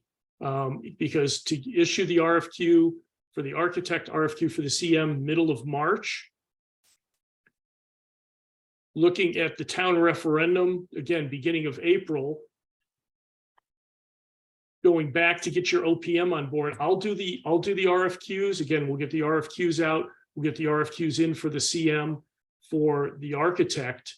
But you want to have your OPM, your owner's project manager, on board to help you with the final selection, contract development negotiation, final selection of your architect and CM. So you want to have your OPM ready. And what I've put in the schedule here is anticipating your meeting on the 5th, you would be interviewing your shortlisted OPMs, potentially your referendum funding approval the next day. The following that successful referendum, you would get your OPM signed up. You're receiving your RFQs for your architect and your CM on April 12th and 13th. So just after that week, so your new OPM, he's going to help you receive those, shortlist, and then work towards your architect selection on May 18th, CM May 25th. So it's really critical that you make a decision on a project so I can start developing your RFQs specifically for that project so we can get it on the street, get the RFQs back in time for your selected OPM to help you make that decision. Now, I have also just put in TBDs here, but after your recommendation on your option, after you select an option, February 1st meeting, I just put in a placeholder here, public presentations, TBD, in February. And again, you may have some more of those meetings in March, depending on what the final schedule and what we can do and what Erica gets to me. So I'm going to be putting all that information in here as far as the specific town council, board of selectmen approvals, how many town meetings we can have. So I've just put a single placeholder in there now, but we've been able to push it off to the beginning of April from the beginning of March, which I think will certainly help. But again, the critical factors is going to be following that OPM selection and getting your architect and CM, specifically the architect, by mid-May. Because again, goes back to here, if we're going to get this thing designed in 12 months, bid, under construction, ready for fall of 26, we've got to hit this timeline, this selection, and those green bars are your OPM architect CM selection. I see Ralph has a question. Okay, I just want to get back to Peter was asking before. So Peter, go ahead. I'll allow Ralph to speak and hold off. Okay, Ralph. Scott, is there any advantage, and I'm thinking particularly of Hall, but of either project, of going with, I mean, I assume we're looking at design bid build. Yes. So how does the state feel about design build? It's cases risky and then sometimes it's better. It's very risky. It's okay if you have a very specific, simple, let's say, project in mind, a warehouse, something else. For a complex school that requires significant design, I've seen design build projects where you're not necessarily going to get the quantity because it's in the best interest of the designer builder to provide more economical material, shall we say. And honestly, I have never managed a design build school construction project. I couldn't comment on whether the state would support it, but I certainly would not recommend it. I think in either way, having a construction manager on board with their expertise for planning, pricing, especially in this market when we're going to be looking at procurement delays, scheduling delays, having them involved in the overall quality of the process, also reviewing the architect's drawings, which is what an OPM does. You know, we'll be reviewing the drawings, having a CM reviewing the drawings. I think design bid build CM with an architect is the way to go. That's fine. I didn't need a lengthy answer. Apologize. No, that's okay. I know everybody's looking at the clock here. As far as CM, I talked before about CM at risk, and I'm hoping we can go with that because I want Mhm. them to have of some vested interest in a successful job. Where they have to perform also. Catherine? Yeah, I'd like to just agree with what Scott just said regarding the design build and especially on if it is the hall renovation, it is a complex sequencing regarding construction phasing, and I too would not recommend design build. I think we need to have 100% construction documents before we go out to bid. Anyway, that's not why I raised my hand. And now I forgot what I was gonna say. I'll go to Peter and come back to you, okay? No, I actually do know. So the question about the schedule, we had stated to everyone in town that referendum's gonna be in March. I see that the committee, it looks like the committee still is gonna make a decision beginning February 1st.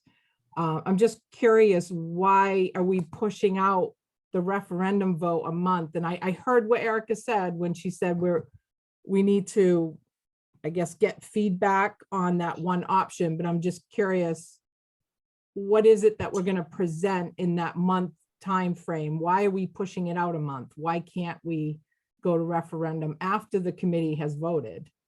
Well, I think it was a reaction, both one to, still trying to lock in the schedule with Erica as far as the town process, and two, responding to this committee's concern that once an option was recommended by this committee, that there would not be additional discussion time with the community. So again, the thought here was to see how far we could push it down the road. Again, still pending the final coordination and timeline from Erica and the town. But again, just to give an opportunity for more interaction with the community. Yeah, and while I agree with that, I caution us to continue to push these milestones out because, the float time that we had in our schedule to get some of these things done was outlined early on. And I think that was a critical date that we needed to follow. And I'm just concerned that if we do go to referendum in April, that really only gives us a couple months to get all the documentation ready so that we can submit a grant application. Anyway. You'll have the majority of it, and we're going to be working on that, like the 046 or the 053, and I'll be putting together some of your estimates. So you'll have that in hand, and it should be no problem for hopefully Colliers to assist you once the referendum passes to get that grant application filed. I don't anticipate that being an issue. All right, thank you. Here. 2 quick points. One, a question to Scott, and I'll ask that first. Scott, do you really feel it's a reasonable period of time, having received these 2 concept plans tonight, which are fascinating, and I want to spend some time on, for this committee to assess them, get public feedback, and then select a project in the next 3 weeks? That's a decision for the committee. I mean, I can't speak for the committee. I mean, that's strictly your decision to make a recommendation. I'm asking that question because I obviously don't feel it is. That's my first point. My second point is I emphatically disagree with the notion that we should compress our town meeting process to accommodate a bond council or OCGR or the architect's schedule, or Scott, with all due respect to you, Scott, you're a hardworking soul and I appreciate all your efforts. But it's very important for us to follow the town process. This is not anyone's process. It's not the council's, it's not Erica's, it's not the selectmen or whatever you are now, Mike, I'm not sure. I'm not either. It's important that the townspeople, that process is the most important process here. Because we want a positive referendum, we want a positive project. We should have a separate PLZ meeting. We should have a separate Board of Finance meeting. It should then go to the Board of Selectmen. There should be 2 public hearings, not 1, because this is a major project. And there's a major distinction between a formal public hearing, as Mike well knows from the Board of Finance process, and informational meetings. People can come to informational meetings and they're wonderful. Bill's doing a great job. But there needs to be a formal hearing where people understand what's happening before the town meeting. That is our process. So you had a bite of this apple. Let me just say a couple things and I just then. want to be clear in what the town's process Yeah, is. right. Thank And you. then- Yeah. So first to your comment about being able to decide in the next 3 weeks, I share your concern. That's a very compressed schedule for us. We're going to get our final information from this concept plan at the end of this month. I agree with your concern. I think we need to be thinking over these next few days and into our next meeting about how we're going to handle that. Or if we can push it out a little bit based on the referendum being pushed out a little bit. So I think that deserves some thought because I think that is a very tight time schedule. So I just want to let you know, I agree with that. On this other issue, we're doing the things that are the same as a public hearing, but we're not calling them public hearing. If you feel that the formality of calling it a public hearing is important, then maybe we should consider calling one of the presentations a public hearing. But I think we're doing the exact same thing, right? Because a public hearing is you present something and you have some Q&A. Right? That is what a public hearing is. You notify it to the public as a public hearing, right? It's a formal title, but it's the same process that we're doing with these, right? Is it the same process with a different name? I think they're fundamentally different. I don't see that. If you think there's a reason why, or a nugget of information or a process, a step that I'm missing, tell me. So can I speak to our legislative process? As far as funding is Board of Selectmen, Board of Finance, Town Meeting. Town Meeting is our legislative body. That is where that public hearing, if you will, takes place. The public hearing, the budget hearing that's added into the budget referendum process is required by state statute. That is a different process. Our process, which is laid out by our attorney as well as bond counsel, following our process is Board of Selectmen, Board of Finance, Town Meeting. That is the process. No one is trying to skip. I actually encourage us taking a little bit of time, as long as it doesn't throw the schedule off, so that we make sure when we have one option, we can have the public come to a meeting, whatever you choose to call it, that says, this is what we're asking you to vote on. Not the 20 different numbers we threw at you before. We are in an unusual position because we have multiple options on the table. This committee is going to be tasked, you're going to be tasked with voting to one option. It's important that the people, when they go to the referendum process and the town meeting process, know exactly what they're going to be asked to vote on. That's why I asked to wait, but the process that I'm suggesting to you is not cutting anything out. And I strongly take offense to you insinuating that we are cutting out a process. Our process, again, I've sat down with 2 legal individuals to make sure Willington's process is followed to a T. We are a statutory town. This is our process. I strongly disagree. Okay, so again, as I said before, if there's something specific, procedural or whatever that you disagree with, please communicate it now or send me an email. Because if there's a specific thing other than your feeling of disagreement, I need to make sure we address it. If your feeling of disagreement is based on some factual piece, I need that piece so we can make a decision, so we can address it. I will email you. Okay. And I would also add that not everything is factual and legal, and we have past practices in our town. So please share that with me so we can make sure if they need to be And I think addressed. both are important, and I just sense that all these other priorities are overtaking our legislative process, and I feel that's wrong. Okay, well, we have addressed for the public in this meeting, in this public forum, that the legislative process is verified. So if there's something we're missing, or if there's something you believe should be there for the good of the public, please get it to me so we can consider it. Will do. Other questions on schedule, Catherine? On the process, referendum process, I just wanted to share my opinion on the fact that I think it's important that we stick with our February 1st deadline for voting on an option.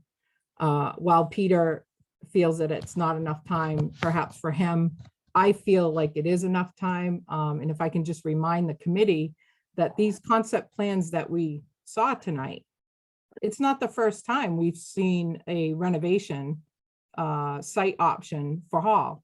We've already seen that from Colliers for probably 6-9 months ago. I'm not sure when Scott created them, but we've had those conceptual layouts for both Hall and for the new site.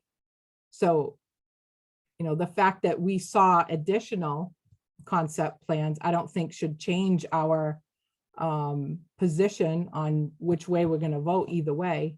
But those are just my thoughts. I'm okay with voting on February 1st, as we have stated. And again, I'm going to say it probably until the end of time that I'm concerned about the schedule. So. Thank you. Anybody else on this agenda item, referendum process and timeline? Can I just ask a quick question? What she just said is not what you said. though. No. I just wanted to verify. Yeah, and that was gonna be, yes, I do have another question. So in order for me to get the information to Scott in a sequence of meetings that can transpire, I need to know when this committee would like the referendum to stick with the original schedule. And again, we've had a schedule since I believe February, or move to the new schedule that Scott has proposed, because that's going to make a determination on some meetings, and then I think some very public meetings between February 1st and those Board of Selectmen. I mean, some of that can begin, Mike, just so we're clear, the PZC referral can happen right away, so that begins the The PZC. 824. Right, the PZC is going to have its own meeting. Yeah. Right, they're gonna have their own meeting and make their referral to us, and we have to have that before we can move on. And it's whether or not Board of Finance and Board of Selectmen are combined. There's a lot involved breakdown in that, and there could be presentations and I would argue should be from the school building committee in those. But so that I can get some dates to Scott, so that he can plug them specifically into a timeline, I need to know which direction you want to go in. From February 1st, the referendum, what's your timeline look like?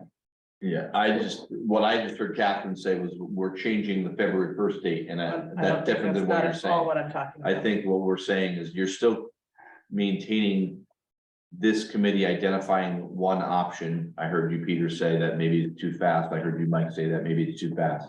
But this committee was trying to say February 1st, you're coming down to one option. And then how much time are you spending is what I hear you saying. How much time are we going to spend with the public talking about what that one option is and getting feedback from moving forward? I think that's what extends the legislative process. Is that because what Catherine just said was different? It allows for some additional specific public meetings. I had heard, I think it was Mike that might have said, maybe we push off our February 1st vote, and I'm just suggesting that we don't do that. Right. That is the comment I made. And so in my mind, we did not vote in a motion to accept the previous schedule or the referendum date. Right? That was a schedule that was produced and we've been talking about. Right, but there wasn't a motion where we said. Yeah, but we're at the point where we need to start scheduling meetings to Of get course. us there. Of course, I'm just saying, I don't think we need a motion to undo that either. No. I And- know. Right, so I think in my mind, we're already on a pretty compressed schedule. I think this new schedule, which pushes the referendum out a little bit, allows us a little more time to communicate with the public. Even if our February 1st date stays the same, which still gives us more time to communicate with the public. So in my mind, as far as the referendum is concerned, we should take the later option. That's my feeling, because it gives us more time to communicate. I agree. The debate about February 1st is another conversation, which I said, I encourage board members to think about between now and our next meeting. If you have concerns, or if you want to keep going on February 1st, communicate, not with the whole committee, because we can't have discussions in email, but communicate back to me if you think we push it out a little bit, but we can't push it out too far, because we'll knock the whole rest of the schedule off. Just as an FYI, I have been saying February 1st at every single presentation. Right. So it's out there. And we've said March 1st or March as a referendum as well. So. Right. If we can keep our dates that we've communicated to people, then, I think it's important to keep those dates. So, but I also yeah, I also think it's important that we have that communication time that you guys are talking about after we make a selection. So. And I think it's crucial that we make our decision on February 1st, because we just heard Scott say that his whole timeline is contingent on February 1st, getting everything going, as well as Erica's in terms of setting up the referendum. One thought about the referendum is, what if we had it very late in March? So we're still talking about, you know, for the people that we've told we'll be having a referendum in March, that would still be accurate, but that would still give us the month of March to share with the public. okay, so there's a lot of food for thought. I don't think at 10 o'clock we should keep debating it. However, I would say, I believe the public is gonna be fine with having their feelings hurt that we told them March and then we move it out a little bit so they have more time to study it. I think that is much, I think that's much more explainable and justifiable. But let's move on for the moment, and please email me your thoughts on it. Mike, before, I'll end with one thought. You're gonna need to make a decision so we can set a Yes. meeting. Yes. So I think, and the bond council has to prepare packages for us. So there's work outside of just us saying when we want it. It doesn't just automatically happen. And I just want everyone to be clear on that this is a lengthy process and a very intricate process. I agree. Catherine has her hand up. Kevin, Mike, in light of the time, it is 10:03. I'd like to make a motion to table the next item, 2017 Fryer Facilities Study. And this is an old business item. We've discussed this at length early in our school building committee meetings. I'm not sure what we're going to talk about more, but I just suggest that it could be a lengthy discussion. So you need a motion, right, Catherine? yes, So let's let someone second it for discussion then. thank you. Second. Okay. We can discuss motions to table, right? Yes, that's a debatable motion, right? That's a great question. Does anyone have any problem with? Allowing it to be debated. Here's my simple discussion. It had been brought up at our last meeting. Phil asked Peter to send him some information so he could be prepared with information. If that didn't happen and we're not prepared to answer some questions that Peter might have, is there? I think I can simplify this, Mike. If I may. Okay, the discussion is on the motion right now. We have Yes. a motion on, okay, great. I asked for this agenda item. I believe this is the 5th time it's been removed from the agenda due to lack of time or other constraints. It's fairly clear to me from our former chair's comments, the first selectman's comments, that there's no intent to have any meaningful discussion on the agenda item I requested. So I will remove it from the agenda for any future discussion. Well, our motion is to table it. And like, you don't have to table it. if Well, there's no a one motion on the persists. floor. Yeah. But there's already a motion. Oh, on I'm the sorry. floor, So we're in, For discussion purposes, my question was simply based on what transpired between our last meeting and this meeting. Not that I didn't intend to discuss it, but if we're not prepared to have a meaningful discussion at this hour, that may be a reason to table it. okay, any more discussion on the motion? Yeah, can I just make a suggestion to Peter? Peter, I believe that you put this on the agenda item because you have something important to say. Can I suggest that you put something in an email and send it to the chair so that that can be reviewed at that point? That's a very helpful suggestion, Catherine. I will do that. I would appreciate that. Thank you, Catherine. Any more discussion on the motion to table? Let's vote. All in favor of tabling, say aye. Aye. Aye.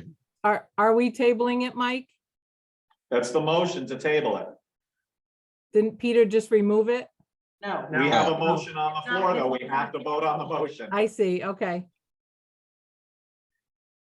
Uh, So all in Catherine, what was favor, your say vote? aye, aye. Okay, all right. Any opposed or abstentions? Okay, motion carries. We're tabling this. And thank you for the idea. Pete, please email me your concerns so we can. Yes, future business items for future agenda. I think we kind of have it. Is there anything else?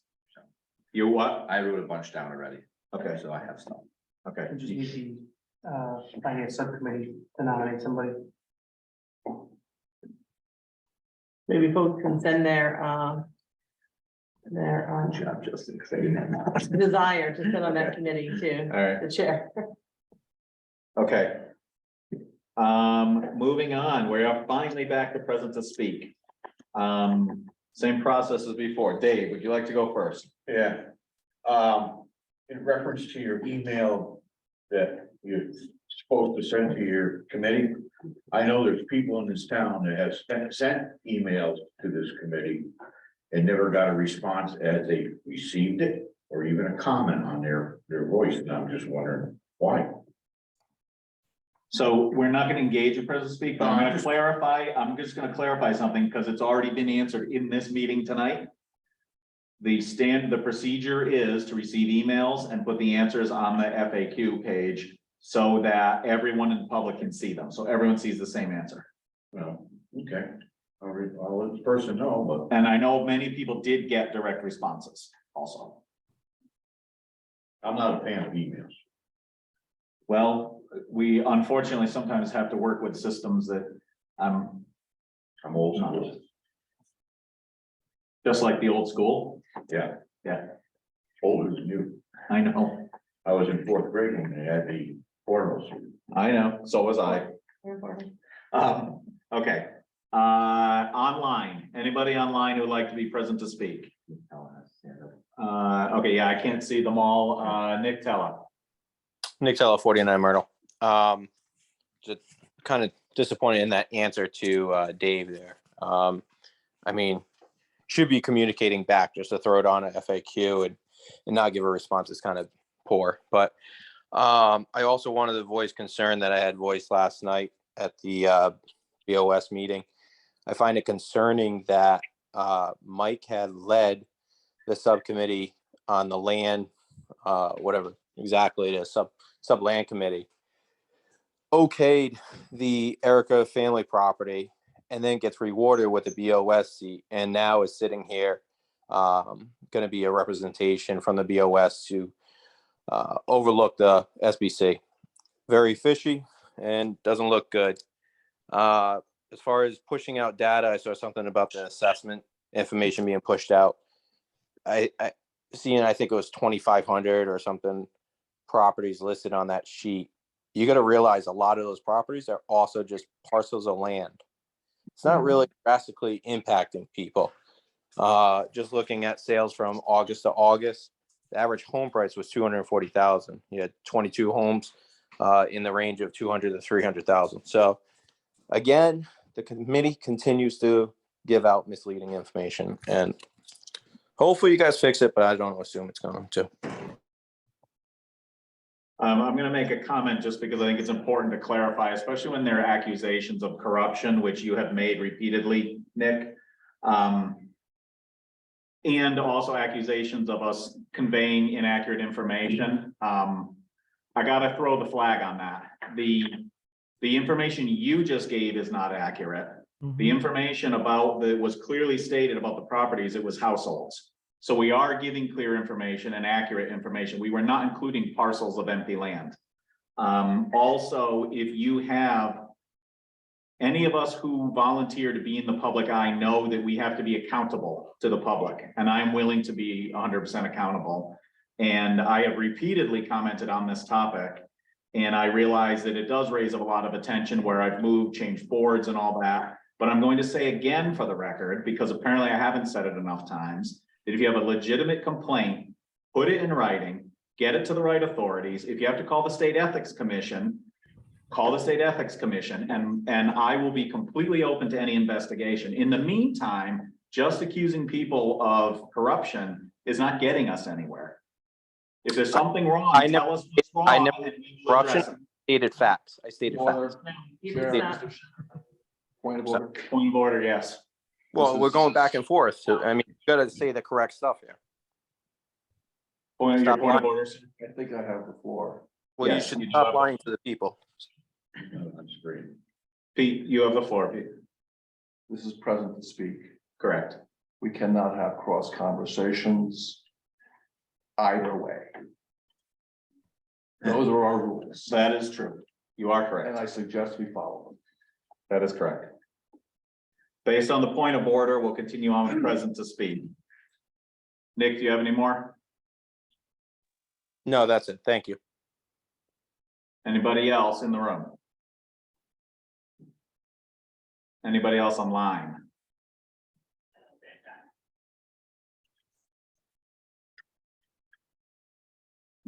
Nobody, you guys can't see anybody else? Nobody else has a hand raised. Sure. Okay, are you all set? Oh, yeah, I mean, I could ask you 100 more questions, but it's getting past my bedtime, 8 o'clock, I generally go I'll to make a bed. motion to adjourn. So moved. Second. All those in favor say aye. Aye. Bye. Aye. Good Good night, night. everybody. Thank you. Good night. Aye. I don't watch them too bad. Okay, thank you. Well, the meeting's over now. I know, that's why I said that.